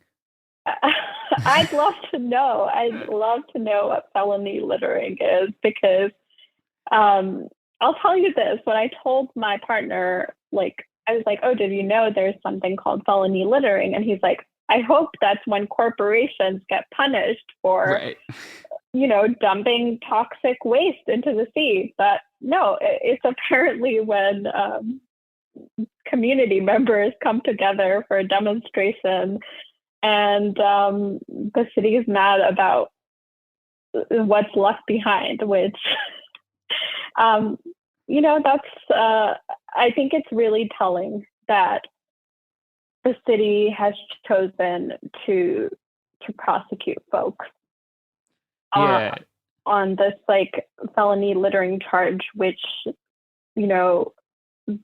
hasn't, I think in the past 10 years, there's only been one felony littering case out of Buncombe County where Asheville is. Okay. So I think that's really telling, and I think it's really troubling that the city of Asheville seems to be really taking out a position in silencing speech it does not like. Yeah. There's a fellow. Yeah, go ahead. No, they just seem to be taking like the most bizarre end run around the First Amendment that they can. Yeah, it reminds me a lot of like the Occupy era stuff, where like all of these cities suddenly realized that like, wait, hold on, these people can actually use a park for political activity, and then immediately like suddenly all these like ordinances started appearing where like everyone has to like clear out of the park by 10 p.m. so they can clean it or something. That eventually just like was used to force people out. And I don't know, it seemed like there's something interesting too about like, it seems like it's almost whenever like a city government tries to do something like this, it seems like they always like immediately reach for sanitation ordinances. Like, yeah, I was saying this, like that was like the big Occupy thing. Like they're doing this here too, and it's I don't know. I think all around the country we're seeing the government fish out these weird ordinances and make new laws to criminalize poverty and to criminalize unhoused people existing. And I think that trend unfortunately carries even in places like Asheville that are seeing, especially after COVID, you know, there's been a rise in unhoused population everywhere. And so it's really upsetting, but it is the truth that all these ordinances and laws that are being fished out to target folks, and new laws that lawmakers are creating.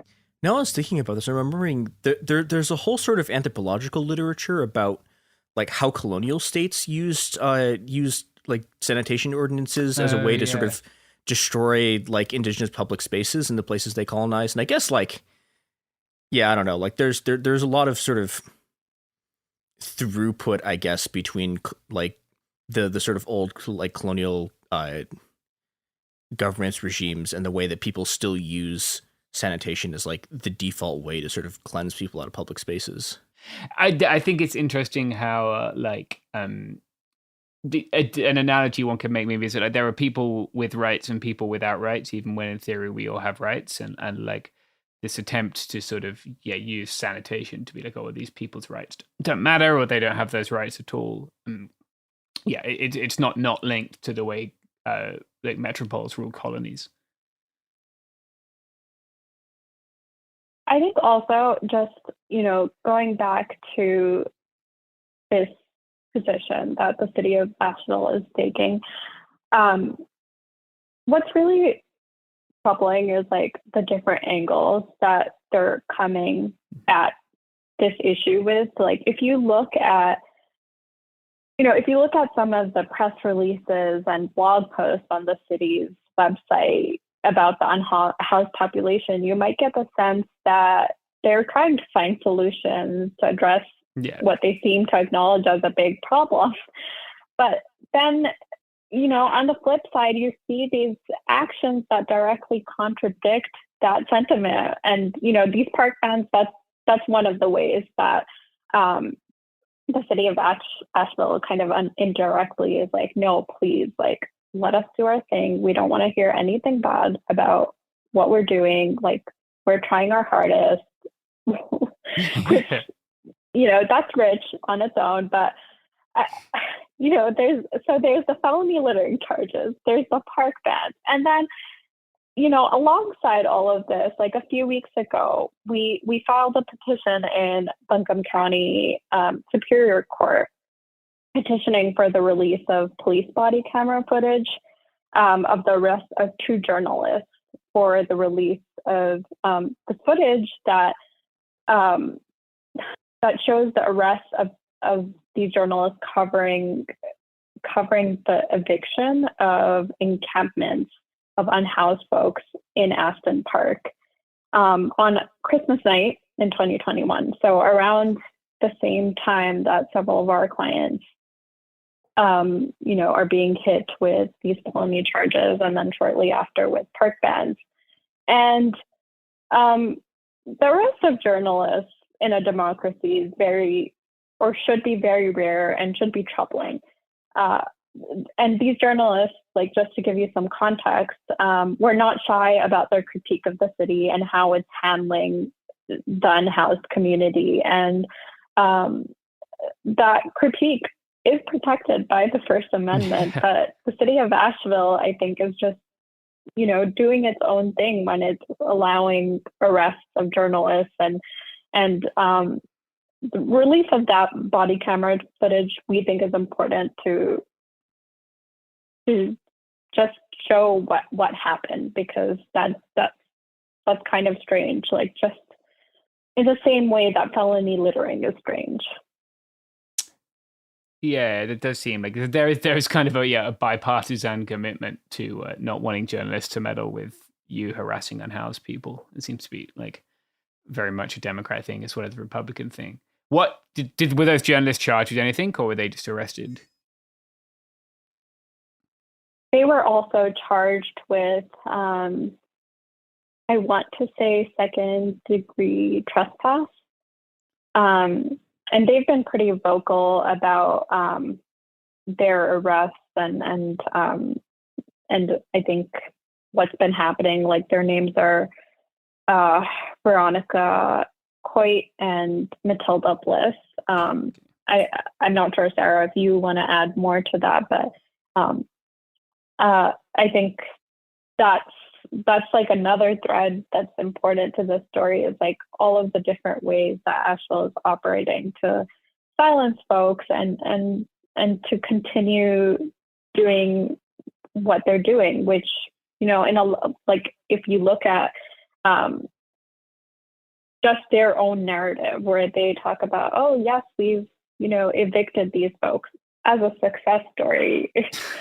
And like they'll maybe list like all of the hotels, like free hotel nights that these folks got for 1 or 2 nights, but that's obviously not a sustainable solution to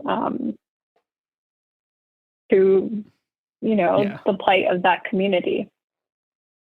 Yeah, certainly. And I think that sometimes things get done because things look good on a press release rather than because it gives anyone like long-term access to housing. So I wonder, like, what's the situation? Several of your clients are now facing felony charges are serious, right? If people maybe aren't in the US or don't realize, maybe you could explain, like, a felony follows you around for the rest of your life, right? Yeah, and just to be clear, the ACLU is not defending on the criminal charges. Okay. I think all of our clients have separate representation for their criminal charges. We've taken on the charge of addressing these park bans and how we think they're constitutional. So I'm sure, like, I can speak a little to this, but I think maybe getting one of the criminal defense attorneys to talk, if they can, about the criminal case might be more helpful. For sure, yeah. Maybe can you explain just in general terms, like what a felony would mean for someone living in North Carolina in terms of just how it would affect their life going forward? Yeah, so there's a lot. I think, sorry, I'm not a criminal lawyer, but let me just think of a few things.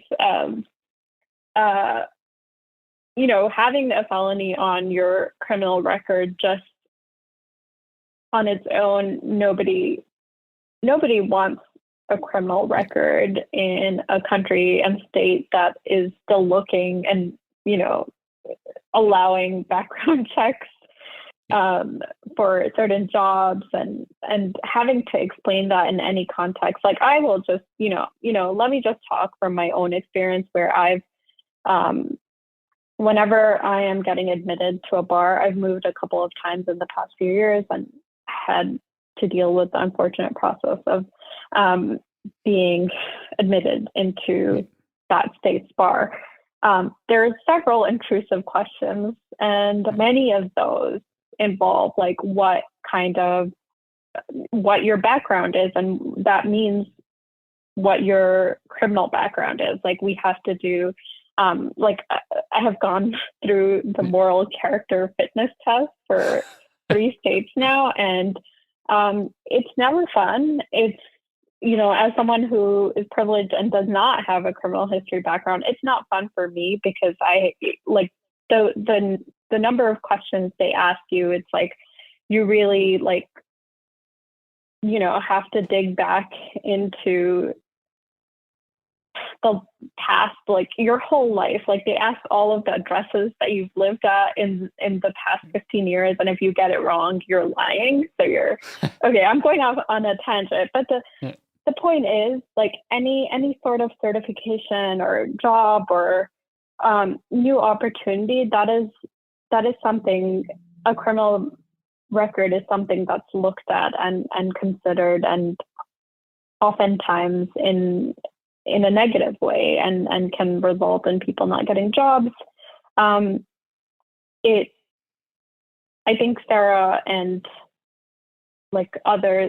Tibbs maybe can explain more about like what the consequences would be, like if you've had conversations with your attorneys. But I also have some background in immigrants' rights work, and I know that if any kind of criminal charges / convictions that you're facing can be used by ICE, can be used by USCIS to deny you immigration privileges and to deport you, to detain you before they deport you. And so, you know, beyond that, like having to have this hang over your head where the process is not short, it's not easy, it is mentally taxing, and it's honestly degrading to go through our criminal legal system, and it's degrading for everyone. And I mean, that's all I can say as like someone who does like general civil rights work. But if you talk to someone who's doing criminal defense work and in this all the time, I'm sure they're you know, can paint a better picture of how dark that process is and how dark it can be to have that on a record. I think another thing with this is I'm about okay. I am not a lawyer. I'm also not like your lawyer, legal advice, etc. But I'm pretty sure the way it works in North Carolina is that if you have a felony conviction, you can't vote until you serve out the time.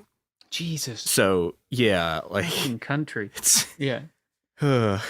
Yeah, so that's another thing. And I'm fairly new to North Carolina. I moved here in March, so almost a year, but not quite. So, but I do know that the hoops that you have to jump through just to vote are a lot more than other states that I've lived in. And, you know, of course, that is also another thing done on purpose to silence certain voices. Yeah, that's dark. And certainly, like, you'll lose your Second Amendment rights. So there'll be jobs you can't do. There will be things you don't have access to. Like, yeah, your rights will go away potentially forever, which is bad when you're just trying to help some people who need some help. It's pretty unconscionable. Yeah, I think that's the other, like, really wild thing about all of this is, like, the folks that are, you know, being banned and being targeted in this way are providing really important services in a way that the city hasn't been able to and hasn't. And it's filling in this really important role of like making sure that folks stay alive and have support and are fed and clothed. And it's unfortunate to have that taken away. Like, being banned from a park means being banned from one of the few spaces that our clients had to do this work, and where they were able to distribute food and other aid to folks who don't have a home. And it's wild that kind of action is being taken when we know that this is a crisis that the city is just not addressing. Yeah, they're like taking action against people pointing to the crisis rather than at the crisis itself, which is, yeah, very sad. So what stage is your, I know you have to go in a second here. What stage is your, like you said, the ACLU was challenging the park ban. How's that gone for you?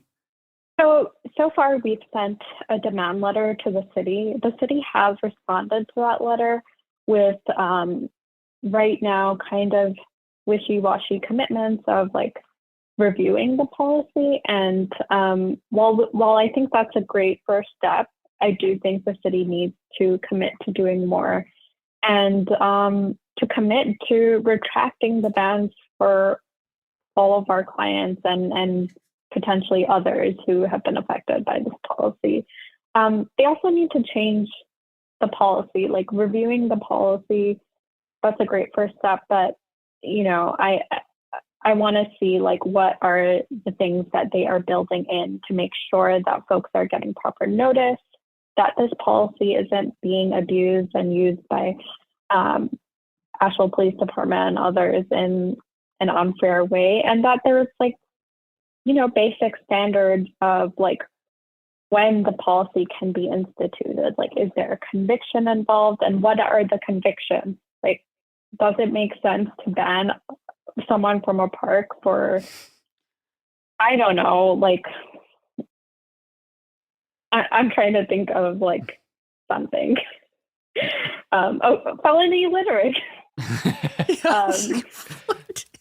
Yeah, it's just so bizarre. Like, it's clown stuff. It is bizarre. And I think, like, you know, historically, park bans, from what I know, is like they've been used against like people who have committed like sexual offenses. And Sure. And so it's kind of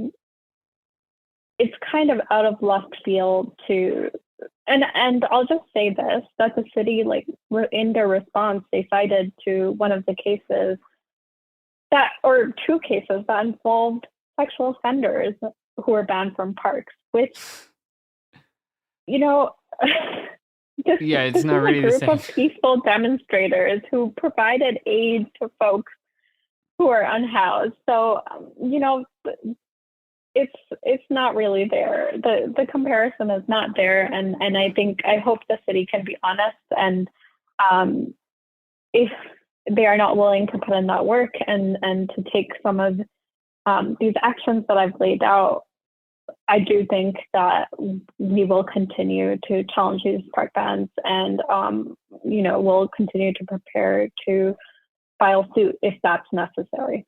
Great. And how can people follow along with that? Or if they want to sort of donate or support it, is there a place they can do that? You know, our website is a great space or our website, I think our socials like Twitter and Instagram, like our comms team is amazing, and they update on our work frequently and often. And we try to provide updates there, but also kind of engage with our work and what it means broadly for folks across North Carolina and across the U.S. So, yeah. Okay, great. And that's just ACLU North Carolina. Those would be the socials. Have I put you on the spot? Let me look it up. I should know this. Yeah, it's fine. ACLU of so it's ACLU of North Carolina.org, and if you go to our website, you'll find our socials, but it's probably a variation of that. Yeah, wonderful. Well, thank you so much for giving us some of your time. Thanks so much for having me. Yeah, that was great. Thank you. Right.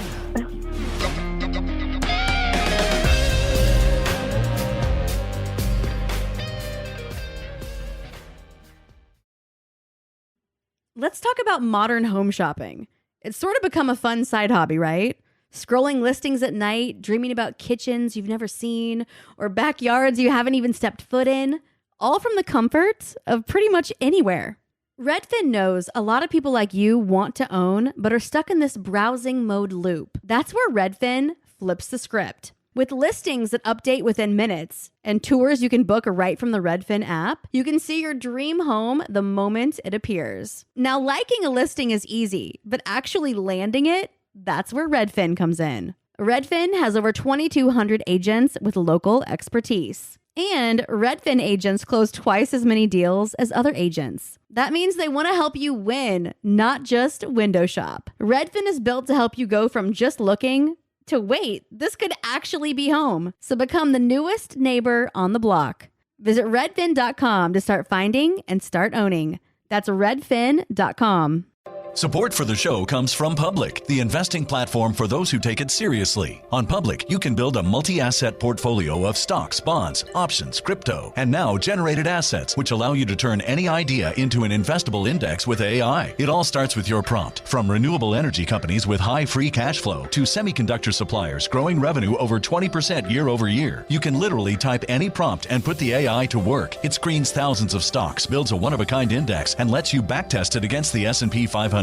Then you can invest in a few clicks. Generated assets are like ETFs with infinite possibilities, completely customizable and based on your thesis, not someone else's. Go to public.com/podcast and earn an uncapped 1% bonus when you transfer your portfolio. That's public.com/podcast. Paid for by Public Investing. Brokerage services by Open to the Public Investing Inc. Member FINRA and SIPC. Advisory services by Public Advisors LLC, SEC registered advisor. Generated assets is an interactive analysis tool. Output is for informational purposes only and is not an investment recommendation or advice. Complete disclosures available at public.com/disclosures. Kids, pets, life, your sofa sees it all. But with a washable sofa, stains don't stand a chance. All of our sofa collections come with fully machine washable covers and cushions, making cleanup effortless. Liquid and stain-resistant fabrics provide extra protection against everyday messes. Plus, with modular designs, you can rearrange your sofa however you like. Perfect for growing families and changing spaces. Starting at just $699, it's time to upgrade to a stress-free, mess-proof sofa. Visit washablesofas.com today and save. Offers are subject to change and certain restrictions may apply.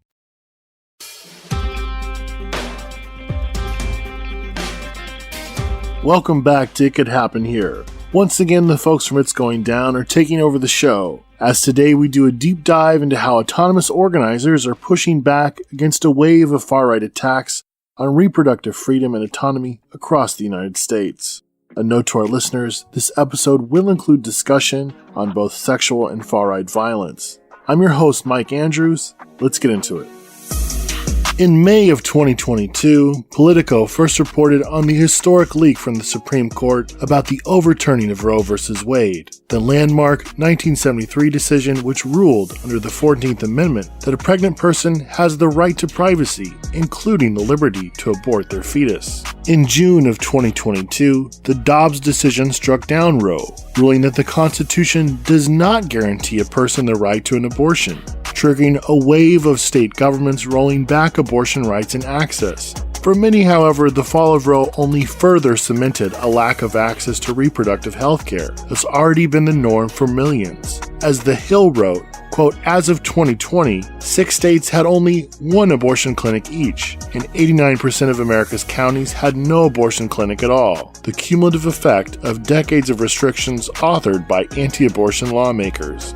This is not to say that things haven't gotten worse. They have. In the months following the Dobbs decision, in states like Ohio, where access has been attacked, a rape survivor was forced to travel out of state to find an abortion, while local politicians, including the state's Republican Attorney General, claimed on Fox News that the story was totally fabricated. In other instances, people in Ohio have been denied care even though they face potentially life-threatening complications. In Texas, one woman nearly died due to sepsis because she was initially barred access to an abortion by doctors. And these are only some of the stories that have made headlines. The deeper impact on this countrywide attack on reproductive health has hit low-income and communities of color the hardest. A recent study from the University of San Francisco found that, quote, a third of American women of reproductive age now face excessive travel times to obtain an abortion, while twice as many are being forced to travel more than an hour to reach an abortion provider. In short, attacks on abortion, coupled with the already exploding wealth gap, lack of access to health care, the rising cost of living, and the continuing COVID-19 pandemic will only expand existing inequalities, especially for people of color, the disabled, and queer and trans folks in particular. On the legal front, some states have pushed to expand abortion access, and many are challenging legal attacks in the courtroom. Minnesota, for instance, most recently became the first state to enshrine abortion as a right. Meanwhile, many continue to donate to abortion funds, and nonprofits like Planned Parenthood are even launching mobile clinics to provide care in areas hit the hardest due to recent bans.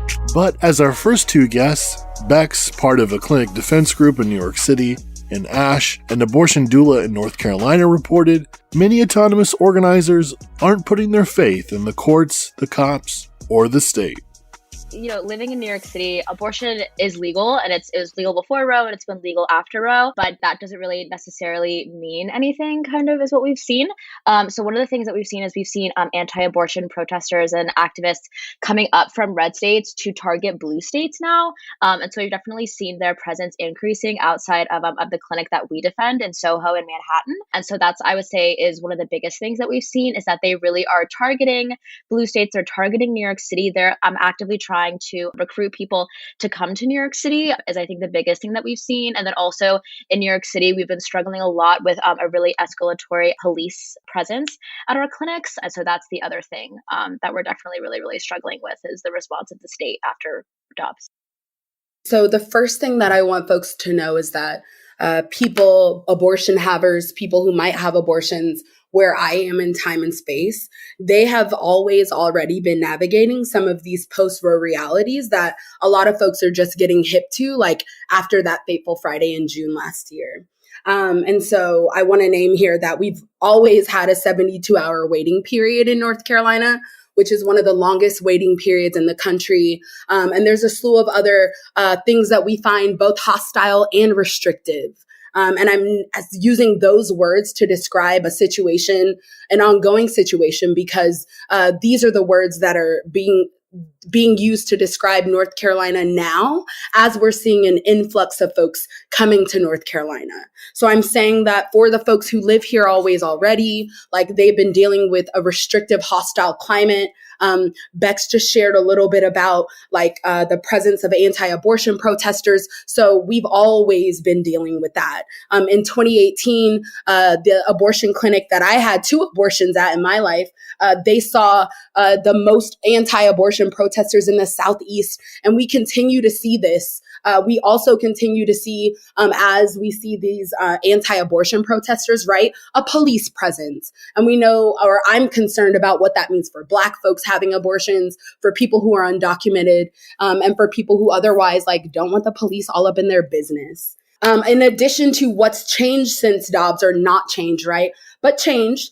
We have seen an influx of folks coming to North Carolina from states where abortion is illegal, or there are bans kind of early in gestation. And we're seeing those folks come to the clinics and access the services and the support networks that we have here in North Carolina.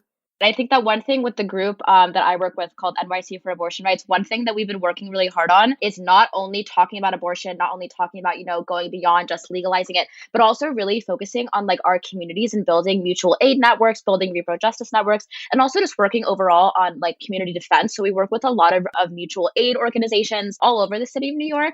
And that's one thing that we're doing, like Ash was saying, is we're focusing on, how do these people who are outside of our clinics, they're not only anti-abortion, but they're also anti-LGBTQ. They are fascist. That is something that we should be saying. They are also pro-police. None of these things happen inside of a vacuum. They're all interconnected. And I think that that's one thing that we really, really have to do, is talk about how the issue of abortion branches out to so many other things. And we can't only fight one issue. We have to fight all of them, but we also have to fight the root of where these things are coming from. And they're coming from this mass conservative movement that's been being built since the 1970s. Groups like Focus on the Family, like the Federalist Society, these groups have so much influence in our society, and we need to be going after all of it. We can't only be going after, one tiny, sector of the massive problem, because like Ash said, it is all interconnected. Here, I'm thinking about like some political education that needs to happen, and that is the framework and the theories of reproductive justice. I know that it recognizes so many things, but one of the things that grounds me that it recognizes, that RJ recognizes, is that dismantling white supremacy is key to achieving reproductive justice. It also it posits that we live interconnected lives and not single issue lives. And it also, for me, this yields that like we can't rely on the state to like provide what we need. I'm seeing abortion doulas, clinic escorts, abortion funds, and other organizers and organizations really come together to support people having abortions and resist criminalization and state violence right now. And we need to like see more of that. You know, you talk about pro-choice. I think it's so whack, like the logics of pro-choice. We need to go further beyond the logics of pro-choice and understand that RJ says that there is no choice without access. And furthermore, RJ posits that the key to controlling entire communities is to controlling bodies. So if they're coming for the trans people on their HRT and their access to gender affirming and medical care, then they're going to come for everyone else. Then they're going to come for the abortion havers. They've been coming for the poor people. I think that, like, again, when we go back to that reproductive justice framework, we can begin to like make these connections. And I'm also saying this as an organizer, like reproductive justice is my lane, but so is like environmental justice, and so is racial justice. And I'm on the front lines of different movements. And I go back to this framework because it acknowledges that like Black people need an end to anti-Black racism, and we need an end to the police and clean fucking water right now. I don't know of a framework that says that like we ought to demand all of those things right fucking now, and that we actually can't live self-determined lives without all of that shit. And so I'm ready to talk about RJ. Like, I'm ready to do that political education. I think it's ongoing work. And right, like, you don't have to be an abortion doula or a frontline organizer to help someone get to their appointment, to fund an abortion, to affirm someone's decision and support their decision to have an abortion. And so we really need that, like, we need that vibe right now. We need people to show up that way. I think that my biggest frustration with Democrats is they've been telling us for years, like, oh, you know, vote for us, vote for us. They've been fundraising off of the issue of abortion for decades now. They have done absolutely nothing. And I think that what they've really done is they've really made us as in like the general like American populace feel as though voting is the only way that we can change things, and that voting is the only way that we can like show our impact and like help our communities, when in reality it isn't. It's going out onto the streets. It's also, you know, doing abortion doula work. It's also, you know, going out, defunding clinics. It's doing all of this work, and we don't need the Democrats to do that. And what we need to be doing is we need to be talking about the state and how we can go beyond the state. I also want to say here, like, fuck Roe. Like, Roe is the kind of legal infrastructure that made abortion possible, but it also made it possible for like both the Democrats, the Republicans, the Christian evangelicals, anyone who was checking for it to take abortion away. So like, fuck Roe. It also gave us the trimester framework, which is like really whack. And it also kind of made it more possible for the states and the federal government to put in bans and restrictions on abortion. That's something that we need to get clear about as well as we fight to decriminalize and not legislate further abortion. Stay with us. It Could Happen Here will return after these words from our sponsors. On July 27th, 1996, Eric Rudolph set off a nail bomb during the Summer Olympics in Atlanta, Georgia.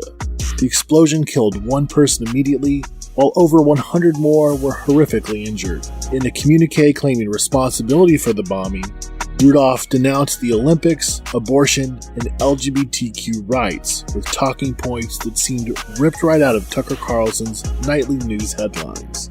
He wrote, "The world converged upon Atlanta to celebrate the ideals of global socialism. The purpose of my attack, the Washington government sanctioning of abortion on demand. Along with abortion, another assault upon the integrity of American society is the concerted effort to legitimize the practice of homosexuality. Whether it is gay marriage, homosexual adoption, hate crime laws including gays, or the attempt to introduce a homosexual normalizing curriculum into our schools. All of these efforts should be ruthlessly opposed. The existence of our culture depends on it." Rudolph would go on to carry out more deadly attacks against abortion clinics and a queer nightclub, releasing communiques under the banner of the Army of God, a group which endorsed leaderless resistance and was linked to the white supremacist Christian identity movement and the murder of multiple abortion providers. The Army of God was just one formation that grew out of Christian identity. a mix of white supremacy and Christianity that preached that Jews were satanic and people of color were subhuman and needed to be destroyed in a racial holy war. Christian identity adherents set up paramilitary compounds, Bible camps, radio stations, and churches, from the Aryan nations to the Covenant of the Sword and the Arm of the Lord, and they helped usher in a wave of homegrown terrorist groups such as the Order, and individuals like Timothy McVeigh carried out the Oklahoma City bombing. Meanwhile, above-ground groups like Operation Rescue cheered on the violence against abortion providers while organizing mass protests at clinics with the aim of shutting them down. In 2015, when a gunman killed 3 people in a mass shooting at a clinic in Colorado Springs, the far-right anti-abortion movement had carried out 8 murders, 17 attempted murders, 42 bombings, and 186 arsons, all targeted against abortion clinics and providers. Wanting to know more about the history of far-right attacks on abortion access, and if they were indeed rising in the current post-Dobbs period, we sat down with Melissa Fowler of the National Abortion Federation. Unfortunately, since abortion was legalized with the Roe versus Wade decision, there has been a really coordinated campaign of harassment and violence to target abortion providers and try to stop access to legal abortion. And we've been tracking this since the late 70s. There have been a number of escalating events, everything from clinic protests and clinic blockades all the way up to arsons and murders of providers just because they do this work. So when we talk about this, it's very real. It's a very real threats. And it is really terrorism that's happening by a coordinated group of people and individuals who really are aimed at stopping any access to legal abortion care. So we definitely and have seen for a long time that there is an overlap between the people that target abortion providers and the people that are involved in other types of violent and extremist movements, including, white nationalists. We've known that for a long time. It's existed many years. In fact, in the 80s, the KKK began creating wanted posters listing the personal information of abortion providers. And the first provider who was murdered, Dr. David Gunn, who was murdered in 1993, was murdered by someone who was a white supremacist who had been mentored by someone who was a former KKK member. And so we've seen the overlap of these groups. And in the last couple of years, we've seen that overlap be more coordinated and more public. So on January 6th, at the insurrection, a lot of our members were watching on TV and recognized people because they were the same people that protest at their clinics. In fact, providers had even noted that day of pulling in the parking lot and not seeing their usual protesters and wondering what was going on because they saw less people outside of clinics. And we later found out it's because many of them were at the Capitol. And, a number of people who are active in the anti-abortion movement have boasted about being at the insurrection, posted video and pictures of themselves at the insurrection. And so it's very clear to us, and we very much see that overlap. We also see more of these right-wing groups actually showing up and participating at anti-abortion events. So attending some of the marches around the country in a more visible way than we've seen in the past. Sometimes these right-wing groups will do quote unquote security for the anti-abortion movement. So when they have people who are speaking or they're holding large events to target providers, they'll get security assistance from white nationalist groups. And so, it's particularly disturbing to see. It doesn't surprise us because we've known that there's an overlap in these groups for a really long time. But as we've seen in recent years, as people seem to be more okay being more visible about their membership in these groups or more vocal about their hate, we're seeing it more publicly. The anti-abortion movement is not doing anything to distance themselves from these groups. So since the leak happened last May, we immediately saw an increase in harassment and online posts that were threatening toward abortion providers. Even though we got a preview of the decision and we knew what was coming and that it would lead to clinics closing, that wasn't enough for some people. We saw calls for people to go and burn clinics or go and take matters into their own hands and not wait for the decision, to go and try and stop abortions from being provided that moment. And so we track those types of online posts. We saw a real spike in May and June around the decision. And we also started immediately hearing from our member clinics that they were seeing an increase in protesters, an increase in threats, and an increase in the intensity and hostility of those activities. So more really aggressive protesters that were, touching patients and staff, yelling at patients and staff, photographing patients and staff. And, since the decision, we have seen a number of clinics close in places that are considered more hostile to abortion rights. But we know from our past experience that when a clinic closes, the protesters don't just give up and go home. In many cases, anti-abortion individuals will travel the same paths that patients are traveling, and they will go to other states where abortion remains accessible and target the clinics there. So we are seeing an increase in activity in the places where abortion is remaining legal and where patients are going to get care. And we're still, we're just now collecting the numbers for 2022. So we won't have those yet for a little bit, but we do know anecdotally, and what we're hearing from members and what we're seeing on the ground is that there is an increase in that activity. There have been a few arsons this year. We're also seeing clinic invasions continue. And these are instances where people might pose as patients. In some cases, they go to a lot of work to try and infiltrate the clinic and find out about their practices for making appointments. And then they will pose as patients, make fake appointments, and try to get into the clinic forcibly if they have to. And then once they're inside, they're harassing patients. They refuse to leave. In some cases, they hand out flowers or sing or yell. In California, they walked through the halls screaming the name of the doctor, ordering the doctor to come out and face them. And it was very traumatic for staff.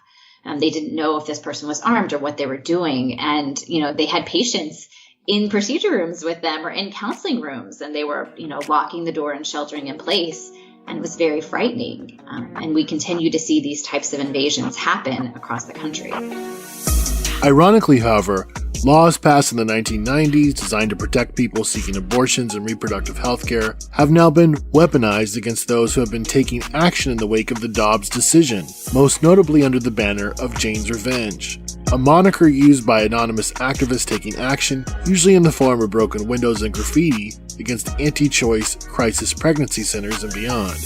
As Natasha Leonard wrote in The Intercept, Congress passed the FACE Act in 1994, following the assassinations and mass clinic blockades, making the physical obstruction of clinics a federal offense, as well as threats of force and violence against clinic workers and clinic property. In its 30 years on the books, it has been used sparingly. Now this law is being used to prosecute two reproductive rights activists who allegedly spray painted the outside walls of misleading and dangerous crisis pregnancy centers, known as CPCs, and now face up to 12 years in prison for the graffiti. This use of the FACE Act against those fighting to protect reproductive freedom and autonomy by weaponizing laws supposedly aimed at those threatening it mirrors the numerous domestic terrorism charges lodged against forest defenders in Atlanta, made possible by a bill in 2017 following the massacre of 9 black parishioners by the white supremacist Dylann Roof. Stay with us. It Could Happen Here will return after these words from our sponsors. As the culture war has deepened on the right and even mainstream GOP leaders have embraced white nationalist talking points, many openly neo-Nazi and white supremacist groups have come to see the anti-choice movement as a lucrative recruiting ground and a point of engagement with the wider right-wing base. Again, we hear from clinic defender Bex in New York and abortion doula Ash in North Carolina. In our case in New York City, the group that we defend the clinic from is this Catholic group that gets an armed escort from the NYPD. And so that's one thing that really, really scares me, when we talk about the far right, is that the NYPD has been aiding these far right groups and giving them escorts for a very, very long time. And so I think that kind of goes to a lot of the fears that a lot of us have when it comes to this kind of collaboration and the changing face of anti-abortion protesters.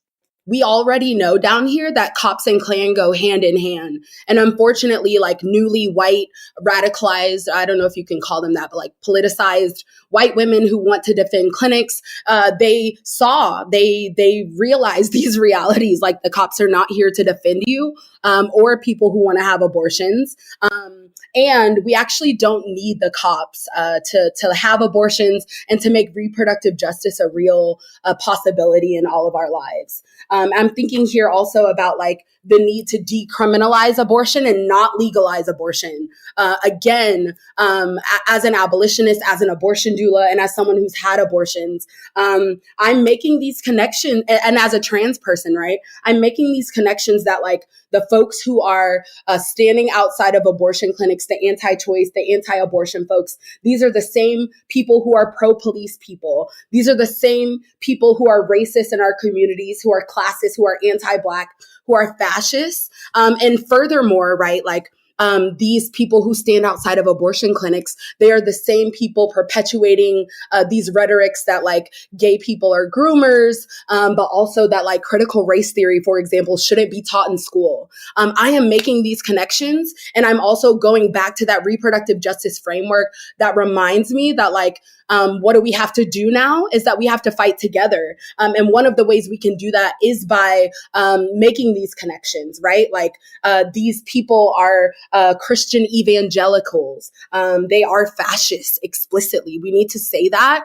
And it behooves all of us to like really fight together along those lines. In the year since the attempted pro-Trump coup on January 6, neo-Nazis, white supremacists, and Proud Boys have ramped up their presence at anti-choice events. The neo-Nazi group Patriot Front has shown up to march alongside various anti-abortion groups, often to be met with handshakes from anti-abortion activists and police escorts to protect them from anti-fascists. Several weeks ago, openly fascist groups took part in the yearly Walk for Life rally in San Francisco, California, as thousands took to the city streets after being bussed in from across the state. Marching alongside them were Proud Boys decked out in their uniforms and masked neo-Nazis holding openly racist banners. Wanting to know more about this continued crossover, we spoke with anti-fascist journalist Vishal Singh based in Southern California. In the wake of the reversal of Roe v. Wade, there was a big spike in demonstrations from the right wing where they were targeting clinics, they were targeting any kind of school boards with any kind of reproductive health, just anything. They were doing it for several months. In places like California, where abortion is still provided and still accessible, that makes a lot of the anti-abortion movement still feel like they're the victim of something, even though they just had this massive political victory. And at least in Southern California, I've noticed that they've continued to rally. They've had some pretty large rallies, especially for the pro-life thing that happened recently, where cities around the country, including San Francisco, had some pretty alarmingly sized anti-abortion rallies. And some of them, like in San Francisco, you had some of the more extremist elements, white supremacist elements, showing up quite explicitly, quite proudly. And here in Southern California, I've seen that starting to pick up again. It's almost building off of the momentum from all these rallies targeting drag shows, which have been excellent networking opportunities for different right-wing groups to work with more far-right extremists and even all-out white supremacists. Once they get into a groove together, even if these groups don't always get along, they have a revolving door of enemies. And if it's time to target somebody because they think there's an advantage to it in the moment, then they're going to do it. And right now, it does seem like reproductive rights is back in the crosshairs alongside LGBTQ rights.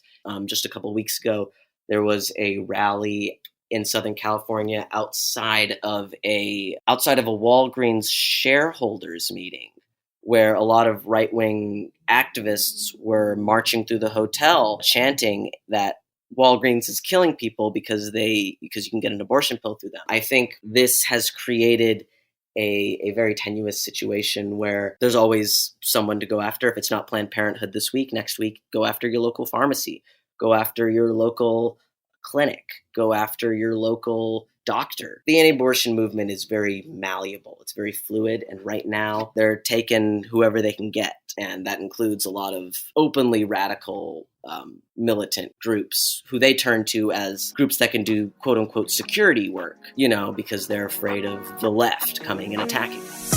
The anti-abortion movement isn't slowing down. As our guests from across the country have discussed, the more mainstream organizations with deep pockets also aren't attempting to distance themselves from the street-level fascist groups flocking to right-wing demonstrations, especially at a time when far-right violence is escalating across the country. In our last segment, IGD correspondent Marcella speaks on recent anti-choice demonstrations, which brought together both the mainstream and the fringe, organized in part by Progressive Anti-Abortion Uprising, which weaponizes feminist and progressive language against drugstore giants CVS and Walgreens in an effort to stop them from selling abortion medication. Anti-abortion people protested outside like CVS and Walgreens this past Saturday, like in multiple places, to prevent pharmacies from selling abortion pills. I'm honestly like really angry at this, not only because these people are trying to make sure they completely take away our rights to bodily autonomy, but because they're also making me have to defend CVS and Walgreens. I've also thought about protesting outside CVS and Walgreens, but not because I'm obsessed with other people's reproductive organs. I'm tired of them putting everything I need behind a glass. Anyway, like these abortion protests outside CVS and Walgreens were organized by the Progressive Anti-Abortion Uprising. Yes, I will say that again. The Progressive Anti-Abortion Uprising, PAAU, which claims to want to dismantle the abortion industrial complex. Honestly, it sounds like the PAAU thinks that you can just add industrial complex to something to make it sound bad. Or they're just trying to sound cool to make people forget that they are fascists. Like one interesting thing about PAAU is they want to be so cool that their lead organizer, Lauren Handy, calls herself a feminist. I honestly can't believe that I have to say this, but being anti-abortion immediately disqualifies you from being a feminist. Fun fact about Lauren Handy is that she was caught with 5 fetuses in her apartment and was indicted for blocking a clinic in Washington, D.C. in 2020. So she's out here blocking clinics, collecting fetuses, just like doing the worst. This is like just the tip of the berg about how like these people are trying to act like they're freedom fighters. Well, the PAAU spokesperson literally said, and I quote, "Their vision to turn pharmacies into abortion businesses which will exploit and kill disproportionately low-income people and people of color for profit will be met with non-violent resistance at every turn." That's hilarious. These people are literally trying to make fascism sound like freedom fighting. Like if PAAU actually cared about low-income people and people of color, they would be giving away abortion pills at like every corner, not trying to stop people from buying them. And also they'd be boycotting CVS and Walgreens for totally different reasons. They wouldn't be boycotting Walgreens and CVS for trying to sell people abortion pills. What they would be doing is that they would be boycotting Walgreens and CVS for putting toothpaste behind a locked glass, which makes it much harder for poor people to get a 5-finger discount on things that they need. That is going to do it for us today. Thanks for tuning in. Once again, this has been It's Going Down, occupying the offices of It Could Happen Here. Be sure to follow us online at itsgoingdown.org and on Mastodon at IGD_news. Until next time. Hey, we'll be back Monday with more episodes every week from now until the heat death of the universe. It Could Happen Here is a production of Cool Zone Media. For more podcasts from Cool Zone Media, visit our website, coolzonemedia.com, or check us out on the iHeartRadio app, Apple Podcasts, or wherever you listen to podcasts. You can find sources for It Could Happen Here updated monthly at coolzonemedia.com/sources. Thanks for listening. There's a difference between liking a house and actually getting it. Redfin is built to make up that difference and close the gap between finding and owning the home for you. Redfin agents close twice as many deals as other agents. So when you find a home you love, you're not a step behind when it comes to making an offer. That means less watching great homes disappear and more focus on the one you'll call home. Redfin helps turn saved listings into real addresses. Get started at redfin.com. Own the dream. Life gets messy. Spills, stains, pet accidents, and kid chaos.